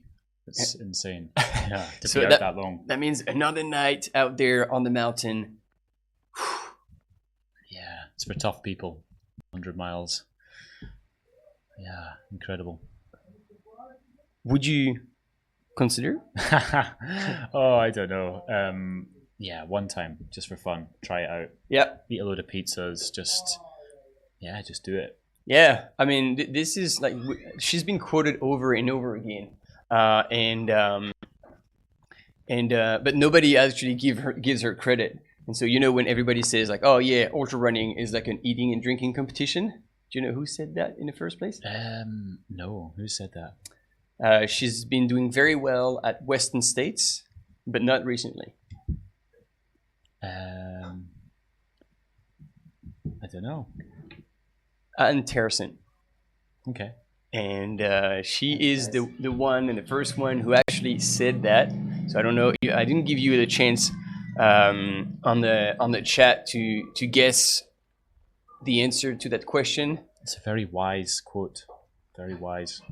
Very experienced. You just know what you're talking about. Yeah. Because she obviously was a weathered ultra runner, and she was been in the likes of Karine Herry, if you know her in France, or now I'm losing her name. Also one comrade to sub-6. Wow, sub-6. Oh, there we go. Man, every time he jumps into the live, Luke Powers, ladies and gentlemen, dropping knowledge on us. Beautiful, beautiful. And yeah, Matthew Clark coming back into the live. Incredible run from Chris. Yeah, well done, bro. Indeed, well done. what a race, and we were praising his performance with such a smart race, while other athletes ran a little bit with the ego or wanting to have a ding-dong battle with other competitors. But this is not how you do it in ultra running. If you want to pull out your best possible performance, you actually do your own thing, look after yourself, just like Nicolette Griffin has done. She's been sitting in second place for possibly 6 to 7 hours, if not more than that. And then she eventually took the best out of Naomi Brown and put herself in first position and never looked back. And there she is, hitting the tarmac. That also must feel pretty good. Yeah, there's not that much tarmac in these courses. It's all, every step you have to focus, you know, jump over rocks, snakes, all that sort of stuff. So when you finally get on the road, you're like, oh, so good to be back. Yeah, usually trail runners, the minute they're on the road, like, ugh, I don't like this. Well, normally in a race, yeah, because you have to finish. Some races I've done where you finish with like 3 or 4 or 5K on road. And once you come off a mountain, it's the last thing you want. But here, you know, when you're on the road, it's about 400, 500 meters to go. Downhill. And then you can just savor it a little bit. Yeah, downhill, apart from this last little uphill into the field, which is just, I'm interested to see if she runs up it, because it's after 100 miles. I think you just so chuffed to hear the finish line. You're like, I want to get there. See, everybody. And this is funny because that becomes the mental part. Because technically, every step she takes, she's a bit more tired. Yeah. And yet now, like mentally, it's just all letting go. It's like, I'm fine. I'm fine. It's fine. Like, I'm gonna make it. Yeah, and look at her go up there. And there we go. That's amazing. She just ran every step of that little hill. Yeah, it's so impressive. All right, and I think we're gonna let the finish line speakers bring her own.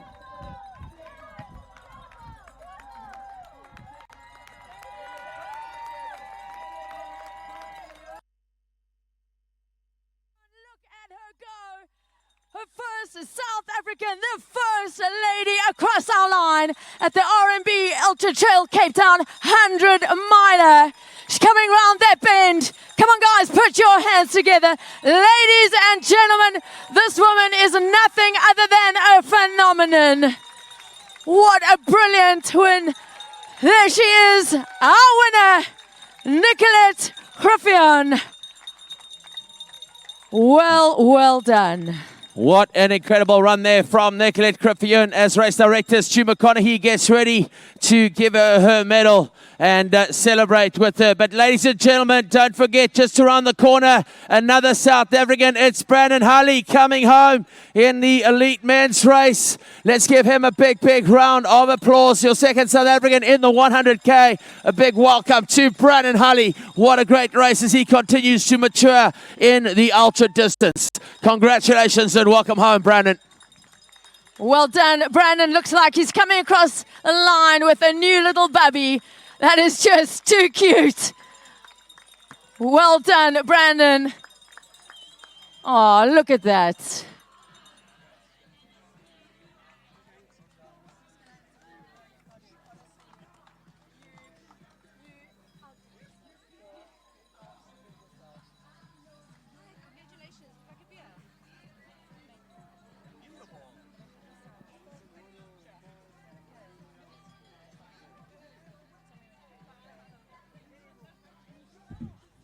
All right, so we were hoping for a bit of an interview with Nicolette. I can't believe how fresh she looks.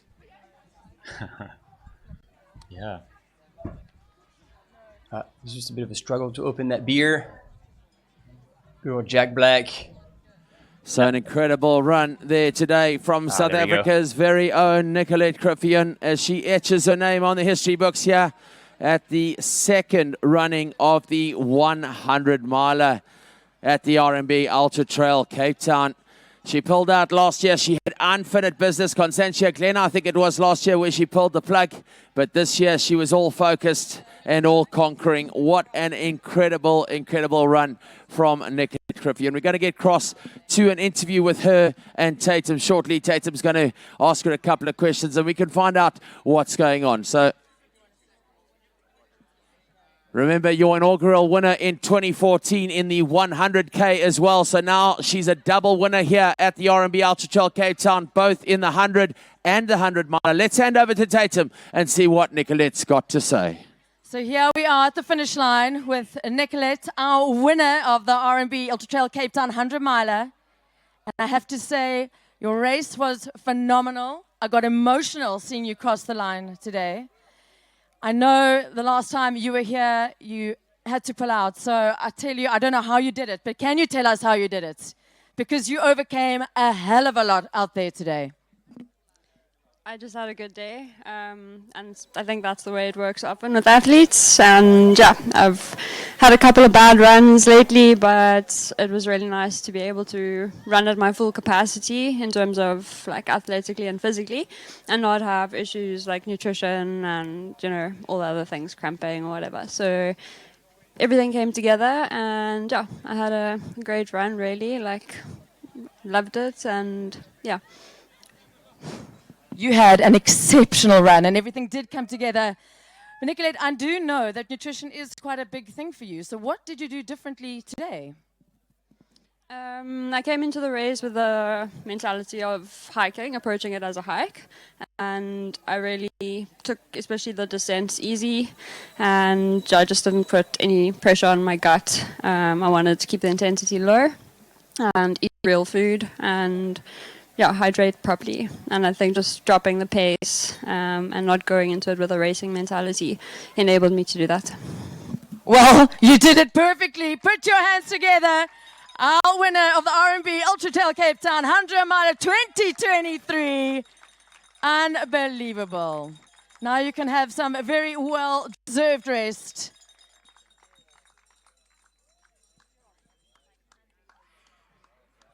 Oh yeah, Nicolette Creffion, and boy does she feel good right now. She's won in the 100 kilometers, she's won in the 100 miler. She consolidates herself as one of the best ever multi-sport products out of South Africa in the ultra distance category across cycling, running and multi-sport, and she's done it in style here in 2023. She is the second ever winner of the 100 miler in the elite women's field at the RMB Ultra-trail Cape Town.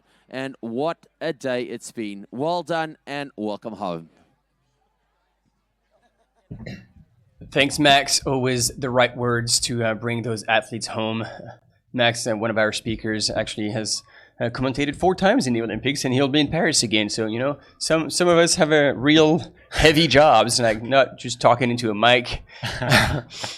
So yeah, it's awesome to have him there, part of the event, and just from spending a couple of nights with him, I've already learned a lot of stuff. Probably 90% of it I can't repeat it in this mic, but I bet. Yeah, no, absolute legend. And yeah, wow, look how composed she was. Like, Nicolette was just strolling in. She had the interview. She looked pretty fresh. And it's like, oh, yeah, congratulations. You're the second winner. And she's like, yep. Thank you. Business as usual. No worries. I know. I love how she said that she took it as a hike and took the downhills easy when we saw her smashing it down that last descent, running fast, thinking, don't go hiking with someone like that. Yeah, I guess at this point, you just want to get it done. Yeah. I think so, yeah. She looked happy to get it done. Yeah, and so now we actually do have a whole lot of time ahead of us. We have still many people to bring in, obviously. But the next woman in this 100-mile race are rather far behind, because I believe that at this point, they still haven't made it to UCT. Nursery Ravine Naomi Braun was 1 hour 48, so the gap has just constantly been increasing since Nordic. Nordic was 50 minutes. Konstantin Eglin was 1:11. Elephant Trail was 1:33, and now 1:48 at Nursery Ravine. So at UTCT, we could possibly expect the gap to be even greater. And from there, that's going to be a long grind all the way to the finish. But we'll be there. Hopefully, it won't be before it gets dark, because after that we will lose the images. So I hope Naomi Brand will make it then. And in the meantime, we'll have more finishers in the 100K. And I think it's. I'm trying to see.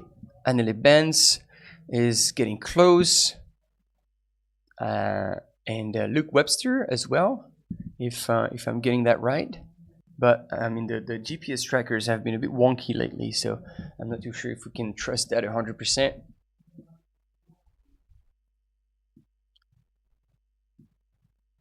Yeah, went out for a hike. That's how she described tackling it. Such a high class 100-mile. It's the way to pace it though, obviously, because she started to pull away so much in the late end of the race. I think that's where the conservative strategy really comes into its own. You know, yeah. Easing into it and then finishing so strong like that. You're good at this. Good at what? I like hikes. No, I'm kidding. No, I start fast. I do the opposite. It's easy for me to see watching this. I'm like, that's a great strategy. And then I start the race and I go up that first climb like it's a 200-meter track race. And then it's done. Well, I mean, I've seen you at Sierre-Zinal do extremely well a couple of times. And then you were coming from the back and creeping up. And I think twice scoring a second place in a race, really coming from the back. Yeah, it has worked in Sierre-Zinal, but that's because physically, even me starting at my 200-meter race pace isn't even fast enough to keep up with those guys on that climb. So he feels fast from the slow from the outside. It's flat out, but I still can't keep up. Like, it's such a competitive race. But then I find once I get to the top, maybe in 10th place, I can get my legs turning over and then gradually work through the field a bit. But that's a short race. You know, it's still only 2.5 hours, which is a nice distance, not 100 miles.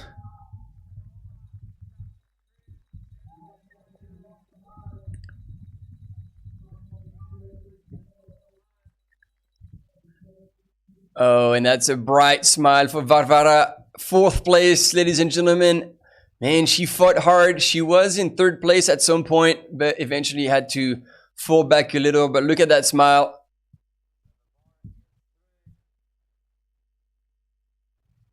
And there we go. Her partner is there to welcome home.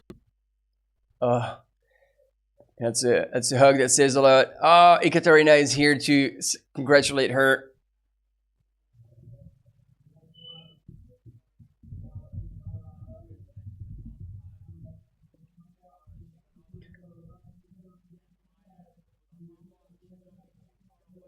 And she looks pretty good for running 100K, I gotta say. Yeah, totally. I think if I'd done that race, I'd be lying on the ground still. It's definitely happened in a lot of races.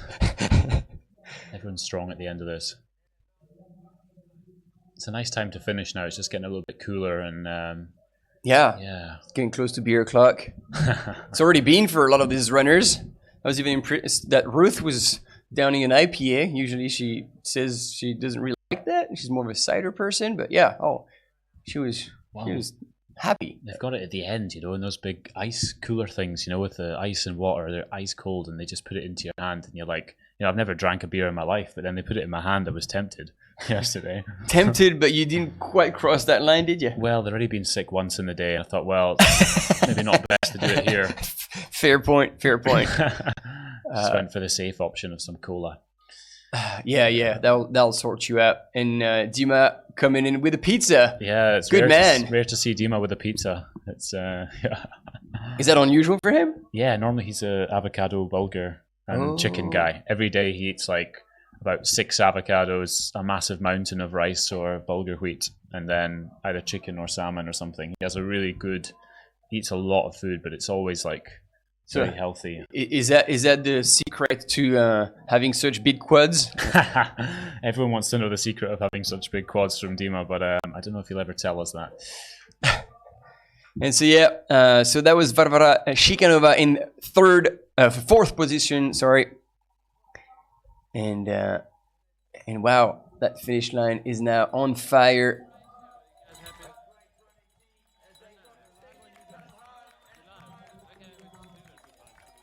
And indeed, it is to welcome.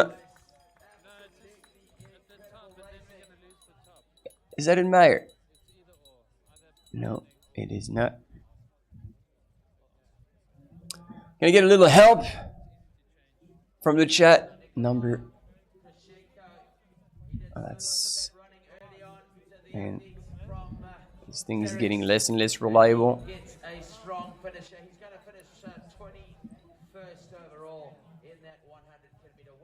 Oh yeah, that's Anil Benz. How can I miss that? I've been following him quite a bit. And then, yeah, I mean, people, mark my words. You wanna do a good 100-mile? Like, follow people from Cape Town. They know how it's done. Like Alexei, all right, stole the show today and was 2 hours ahead of Douglas Pickard.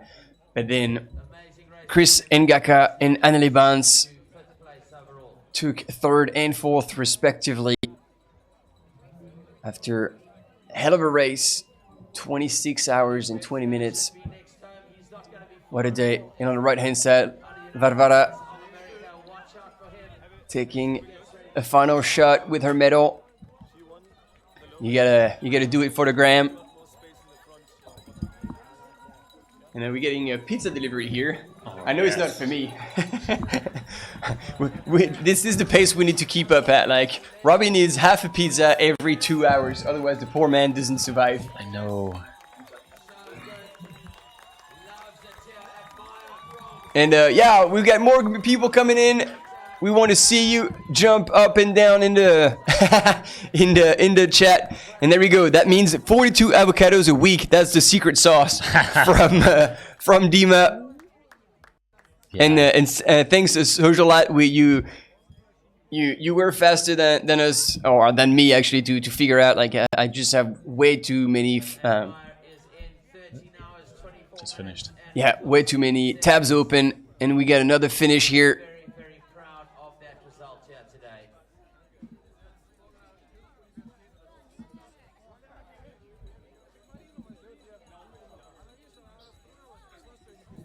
Yeah, it's Admire. Yeah. Admire, who's been going back and forth, fell back a little bit in the later stages, the runner for ASICS. And yeah, I remember on the images, I think it was shortly after Houtbay that Ruth passed him. And yeah, he ended up falling back a little bit, but hey, he made it to the finish line. That's what matters. Yeah, I saw him in Landudno when he was looking really good there, I think. Yeah. But yeah, I think maybe he did push it hard. I don't know, early on, but he still looks good now. So yeah, finishing high up. Like sometimes you go through a low and you don't have much left in the tank, so you just grind it through the finish line.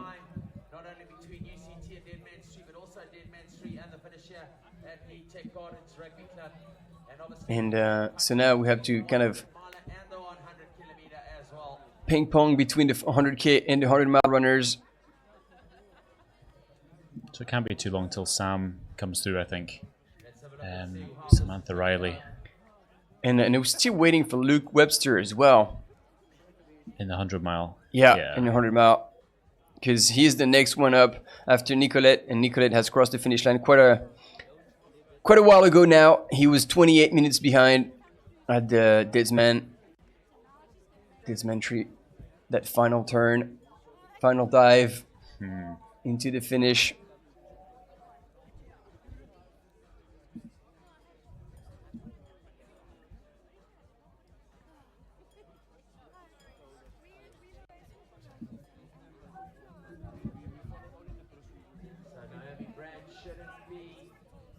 Yeah, you were right. Samantha Reilly has gone in 13:11:50 at Ditman Street.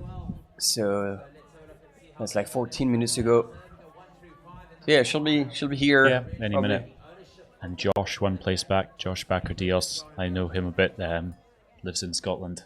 Does he? Yep, has the same coach as me as well. So I met him for the first time yesterday. Oh, no way. Yeah. All right. I heard a lot about him before. I think this is his first time doing this race, I'm pretty sure. But yeah, it's good to see him. I think he was coming straight from Scotland, a bit worried about the hot weather. So it's possible that he struggled a bit with that. But yeah, coming from the snow and the cold. Yeah, it's a bit of a shock to the system, eh? It's hard, especially like when already traditionally in an ultra, the things you're battling is nutrition and heat management. And so if like in normal conditions. So if you're coming from cold and you go into hot, like this doubles up the stress you're gonna put on your body.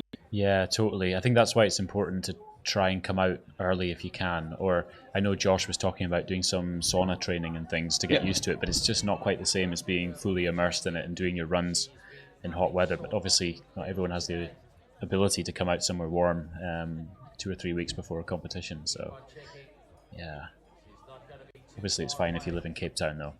yeah, that would help. Yeah. I'm trying to. Yeah, we got the confirmation from the locals. Sam Reilly is coming in, so we'll be all eyes on the finish line. Kane is probably going to be around.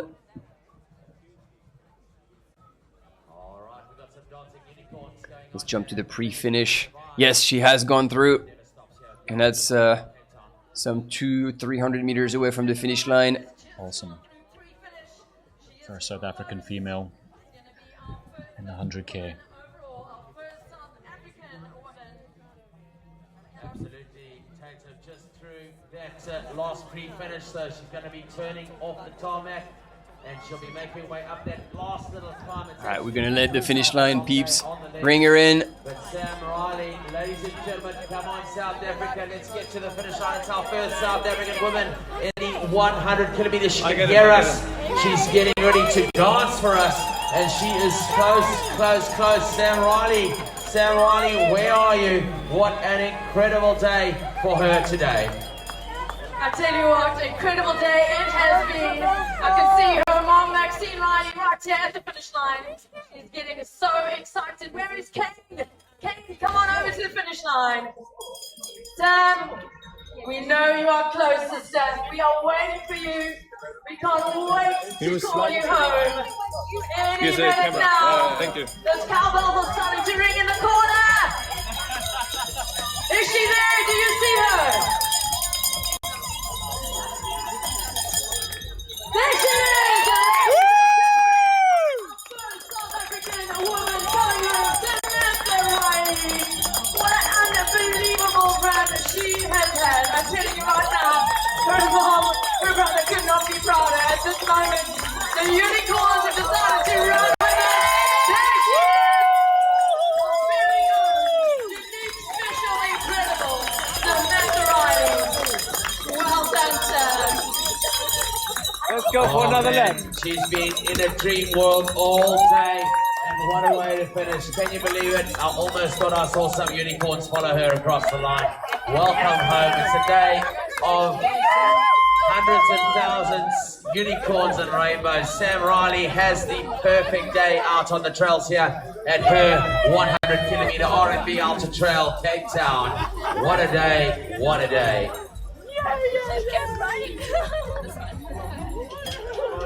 So Tyler Darcy and Josh Baker Dios both through that final checkpoint. They're going to be coming home really, really close together.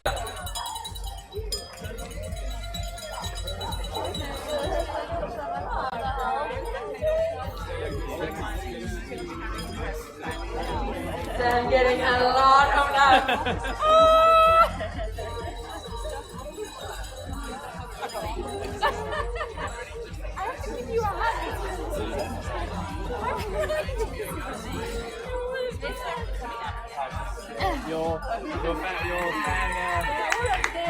Alright, they're on the dance floor here. Here they come around the corner.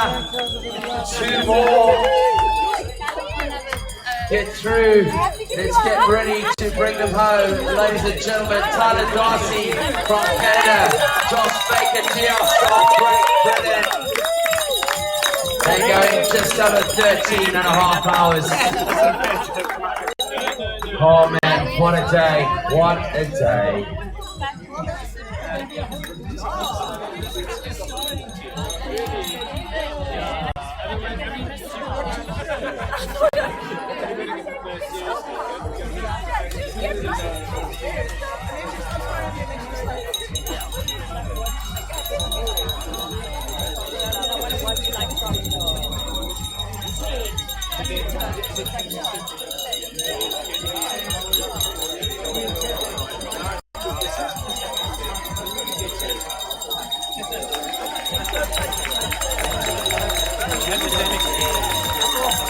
Hello, hello, hello.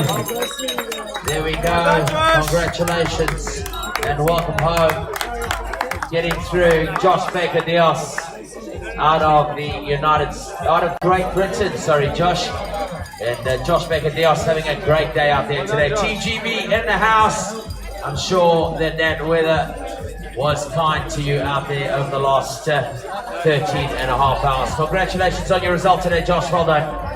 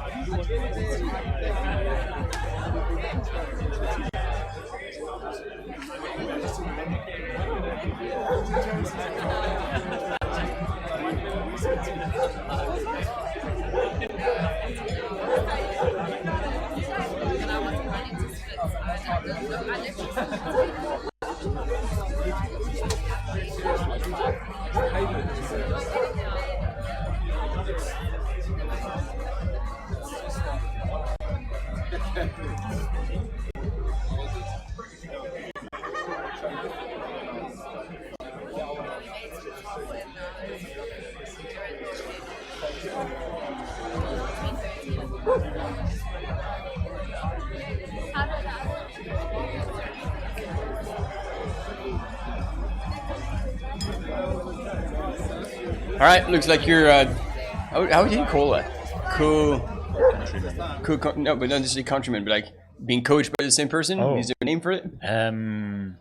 No. I'm trying to think. There probably is a name for it, but I can't think of it. You young Padawan. Yeah. But no, it's a good.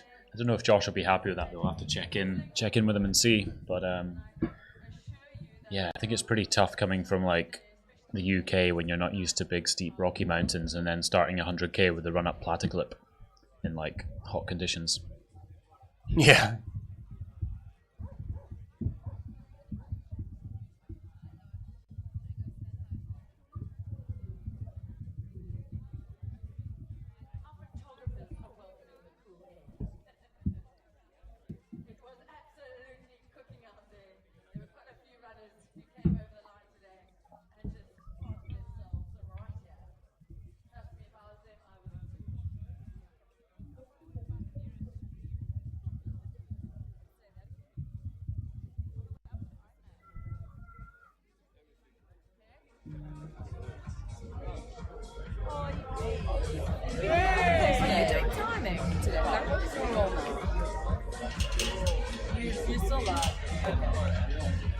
Well, we just have to roll. You're just having They're wrapping up. There's basically no. When are they? And when are they going home for life?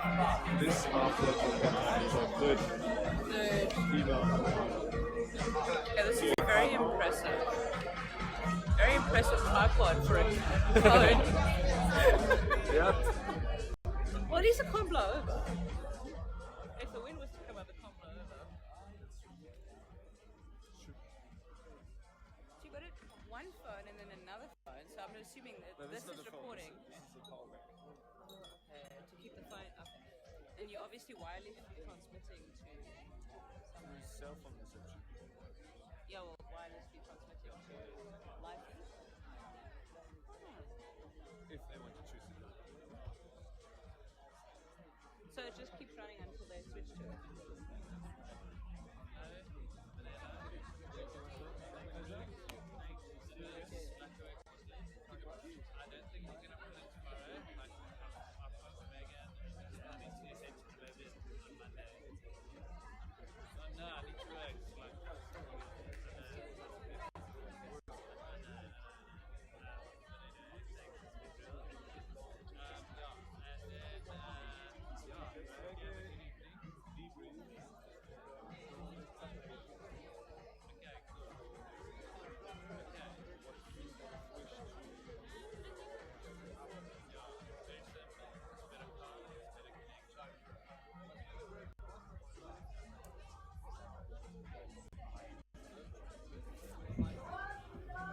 All right, team. We are still in the house at the Garden Rugby Stadium. Camp Moore Field is more like this.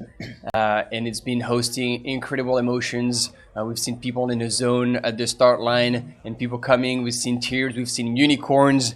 We've seen so many high fives and hugs.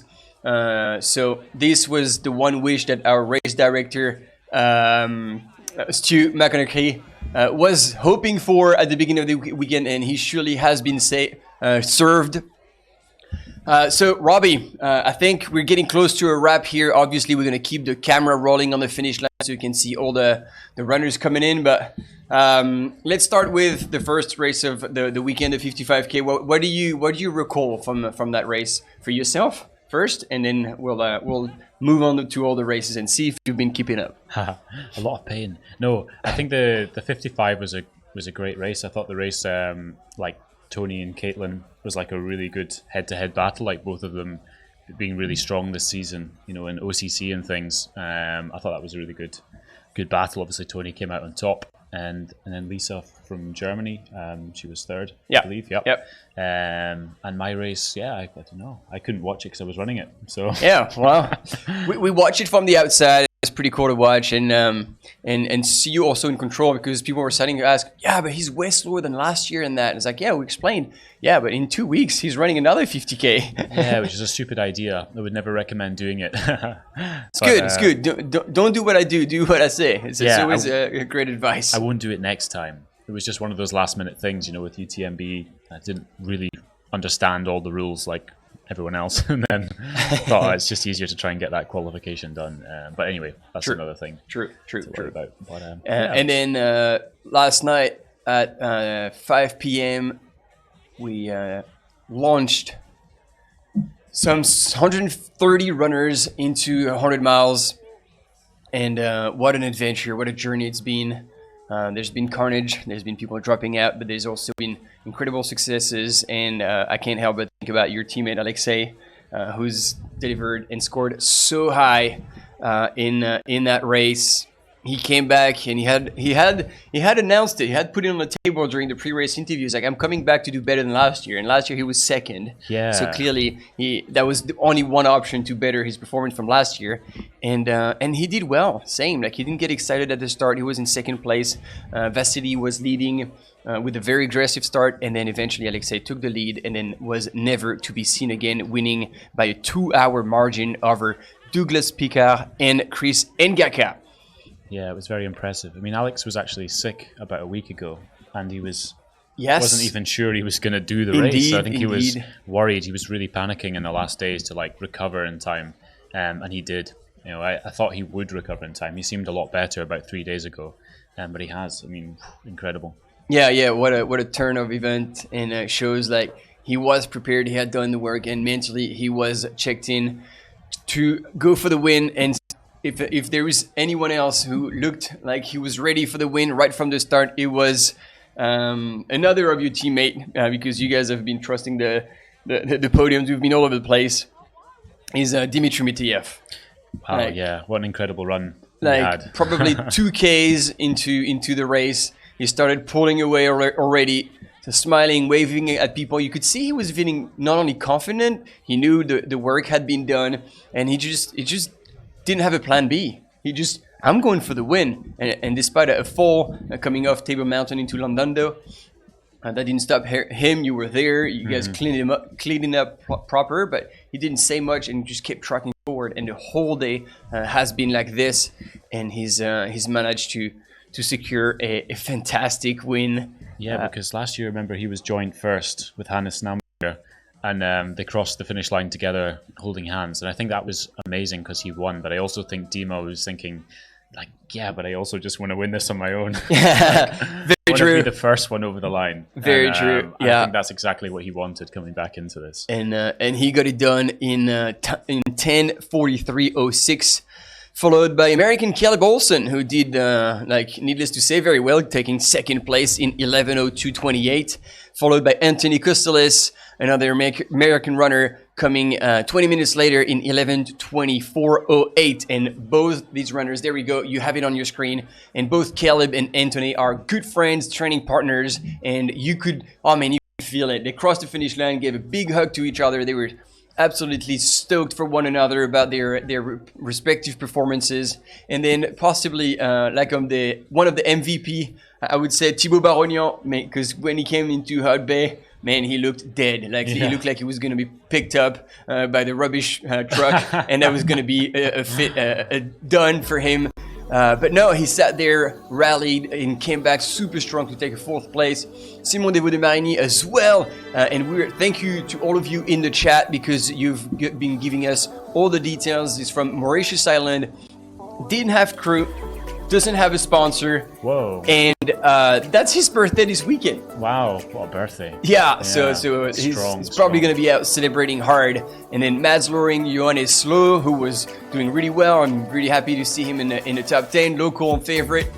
An all-star champion, Ryan Sands, crossed the line with his wife Vanessa and son Max. It was a really good time. Ricardo Cherta from Spain, his first attempt at the 100K distance. Wow. Was rocking the old pink kit. He didn't go unnoticed. And then in 10th place and 1st place in her category, coming from New Zealand, Ruth Croft scored really high today. She had finally her redemption run from not having had the chance to throw it down at UTMB earlier this year. Yeah. And now there's a perfect segue to the women. So Ruth Croft takes the win in this 100K, followed by Marian Hogan and Ekaterina Mitayeva. Those two women have been going back and forth for the best part of the second half of the race. And it was a beautiful battle. Then Varvara Shikandova has finished as well in 4th position. Samantha Raleigh, we saw her on the images, finished. And then Carrie-Anne Marshall, also from Cape Town, has gone through the UCT aid station and will be the next one to cross the line. But they're only 2 minutes apart with Olivia Duberne from France, so it might be a bit of a battle there. Lisa Griffin still at Nursery Ravine. Corinne Malcolm, your teammate. Yep. And finally Marina Egorov. Sorry. Missed that. And then I'm still missing one category, but not the least, in the 100 miles female. And so far we only have one finisher, Nicolette Griffin. What a race, what a race. And I think we all picked up on what she said, and you the first, being like, she just said, I just took it as a hike. I mean, how good is that? Yeah. And she didn't get like stressed out by Naomi Braun when Naomi took out the lead in the early hours of this race. And you see the times there. You have to add 24 hours to those three times there for Naomi Braun. And then Joe Kepler still at Constantia Glen. And then Marie Masinovic. We had supporters on the chat. Danny Van Zyl, Anka Hausmann, Sylvie Scherzinger, and then Marici Deschavanes-Ruth. If I said that right, I'm pretty sure I didn't. Hate Svarberg and Sofia Noluvu. And that's it so far for the RMB UTCT Women's 100 miles. And on those words, ladies and gentlemen, it is time to thank you all, the team, all the camera runners, all the volunteers, all the organization for having pulled out such a massive effort so far. Because I'm saying so far, Robbie, because all these runners who started yesterday at 5 p.m. in the 100 miles will have until tomorrow. I think it's around, I can't do math, but they have 45 hours essentially to finish the 100 miles. And then tomorrow here at the rugby field, we'll have the award ceremony at 12. So all these champions will come back and everybody will be around to celebrate their achievements. And obviously there's going to be the post-race party after that. So if you're around, you should definitely come around and check out this finish line. Man, what a day, what a couple of days it's been. So yeah, keeping the thanks to like all the people behind the scenes who have managed to offer this live coverage. And once, and it's probably not gonna be enough, to all of you on the live coverage. You guys have been so great, asking the question, contributing to the live, correcting us when we're wrong, giving us additional intel. Yeah, because we've been wrong quite a lot. Yeah. That's what we do. And to athletes like you, Robbie, like first for the show you've been putting down during the races, and then come and contributing like this, sharing a bit of your wisdom with with the audience. Thanks a lot for having me, and thanks to you, Martin. But also, it's the 35K tomorrow. Remember, that's yeah. I do have a number. I'm really starting to question this because like my lower back seems to be jammed, and then I've been sleeping far too little. So we shall see. But anyway. It's been a blast and it's been a privilege. So yeah, I'm super grateful to having been here. And once again, thanks to everyone on the chat. Yeah, and Greg's like, yeah, keep going, commentary team. But like we've been running on fumes already. Like those cans of Red Bull are empty. Like we're done. We're done, mate. It's time for a wrap. So all right, this is it. Thank you so much. And obviously we're gonna transition to the finish line camera. We're not like completely cutting it. So if you have your runners, maybe this is what I can give you is obviously the official website, and then you select the race you want to do, and then you can have you can follow the race and all the results of the runners you're after, and then you'll have a bit of a guesstimation where they're at. There's going to be the last checkpoint all the time, and within a couple of minutes they're going to be crossing the line, so you can keep checking that and then tune into the live feed. And and look at them taking the piss. Like, big thanks to Martin Gaffuri. They had already screwed up my name, and now they've put like 3 F's and 2 R. No one knows how to spell it. And it's getting worse and worse. See, this is the spirit. This is what UTCT is all about. It's a massive good time with a great community, and nobody's taking it themselves seriously. Loving it. All right, team, this is it. Thank you, Robbie. Thanks. And I think, I hope I can say I'll see you next year. See you at the party. See you at the party. Let's start there and see where it takes us. We are waiting for you with open arms. We welcome you here. Cape Town will remain a city of hope and opportunity for everyone.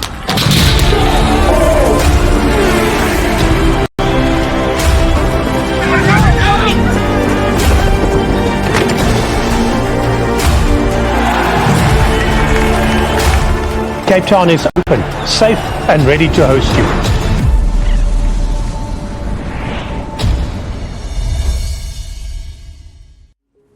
I think we have a huge amount of talent in South Africa, but often what seems to be missing is the right opportunities. It really requires people coming alongside and putting different things into the space that people need. You burn them all in training, you don't have that in race day. You can see the talent, it's raw talent, kind of piecing it all together now and actually allowing that talent to come and perform on the greatest stage. Good afternoon and welcome for the RMB Ultra-trail Cape Town. I love challenges, that's why I fell out of trail. When I grew up, I didn't have a chance. History being made here today. But now I know I have a coach, I have guys who always guide me. Winning is our number 2. I want to raise brothers and sisters of tomorrow. We're over the moon to have found someone like RMB to really come alongside us and help us to fly. I just can't wait to see what the guys can do at Ultra-trail Cape Town at the end of the year.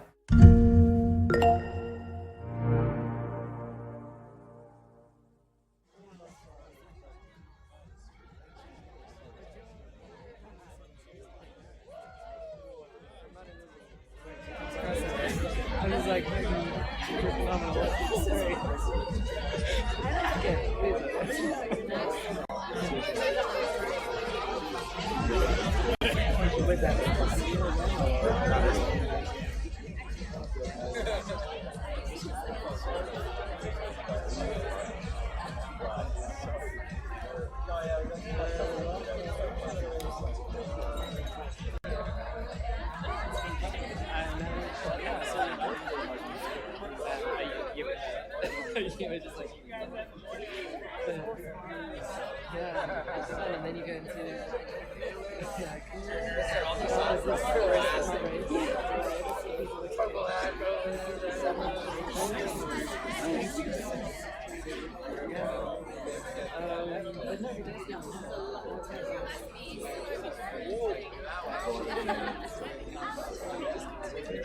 I used to be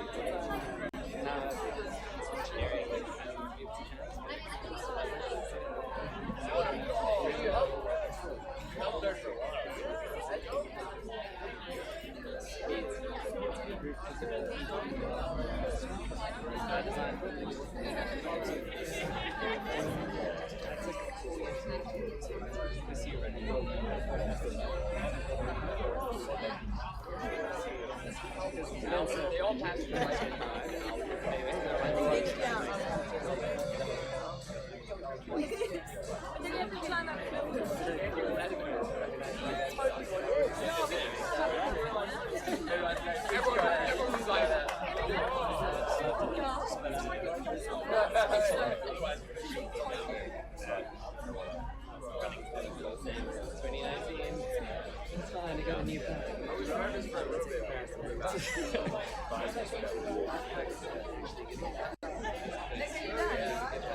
It's like a hike. Coming in and around. Get in there.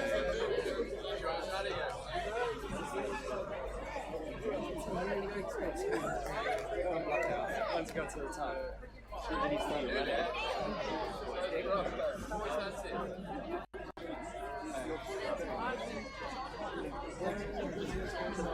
You had a few. Yeah, lots. Because you ran, you led the race. You would have had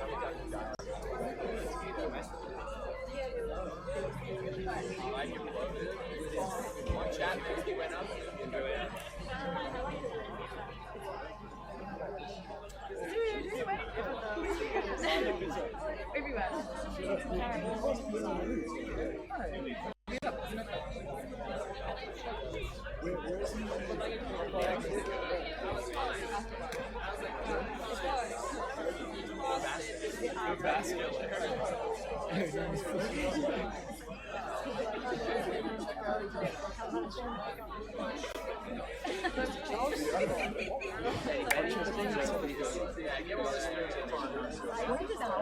Oh, really?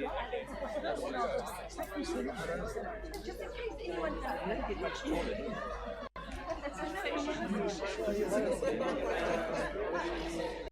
She's a lot tinier. No.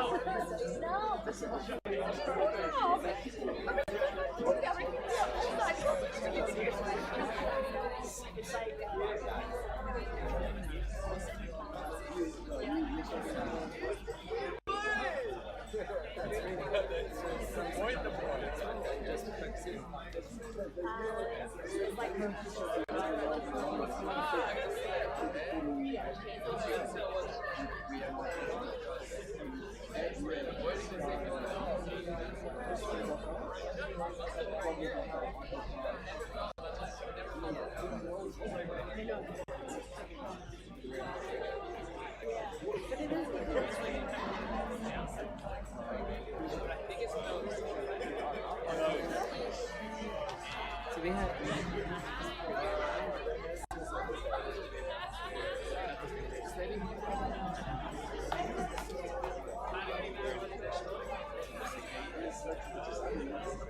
because there's no real balance. It's not like again. I just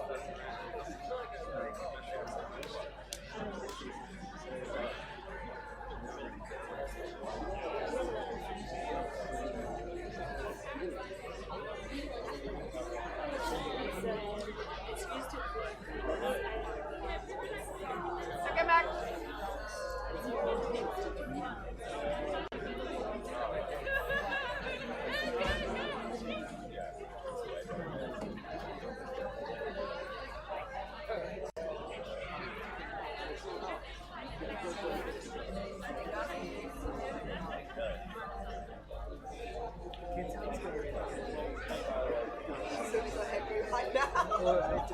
It's almost as empty as I can tell you that.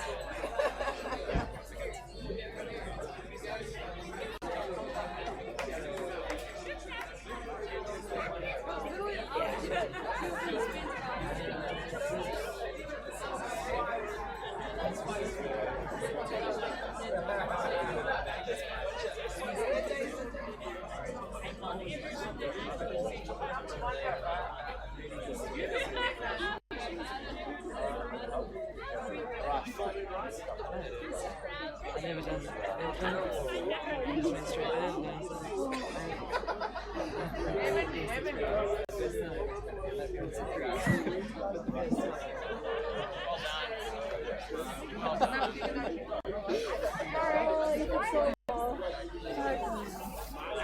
Good. Almost got good again. I've never had an aerobic this muscle. No, like excruciating pain. Like mile 70 kind of sort of tail bag. I can't do anything. It's like all the bottom sounds. I don't know what it is, but so, how's your day? But what you expected?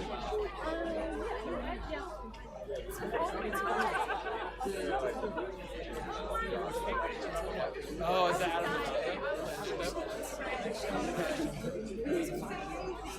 yeah, that one's brutal. Yeah. Well, the entire time as we were running, me and Mike.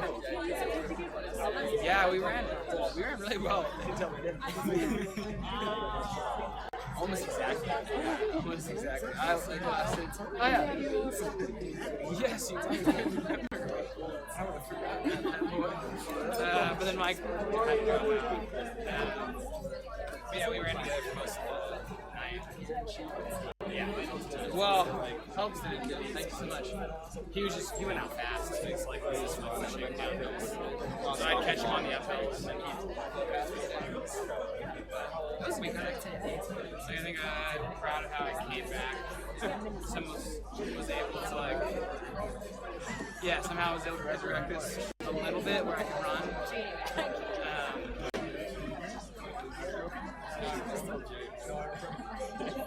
Yeah, this is Bruce to me. This is his first ever radio. You kind of agree. We did 100K, and it was like non-stop. It was like 100K. So I thought this one would be a joke. 14-hour day. I can't complain about this guy's whole body.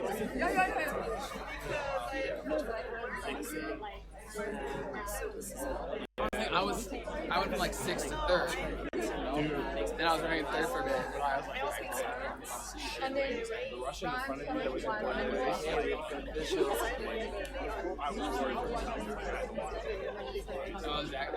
yeah. 0 water salt for 3 hours.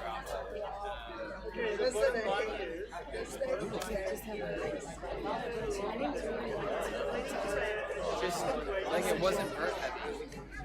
It's so technical. Usually love. When I couldn't run it.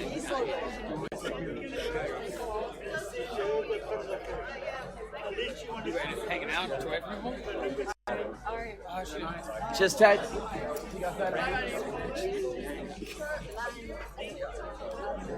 She had a rough day?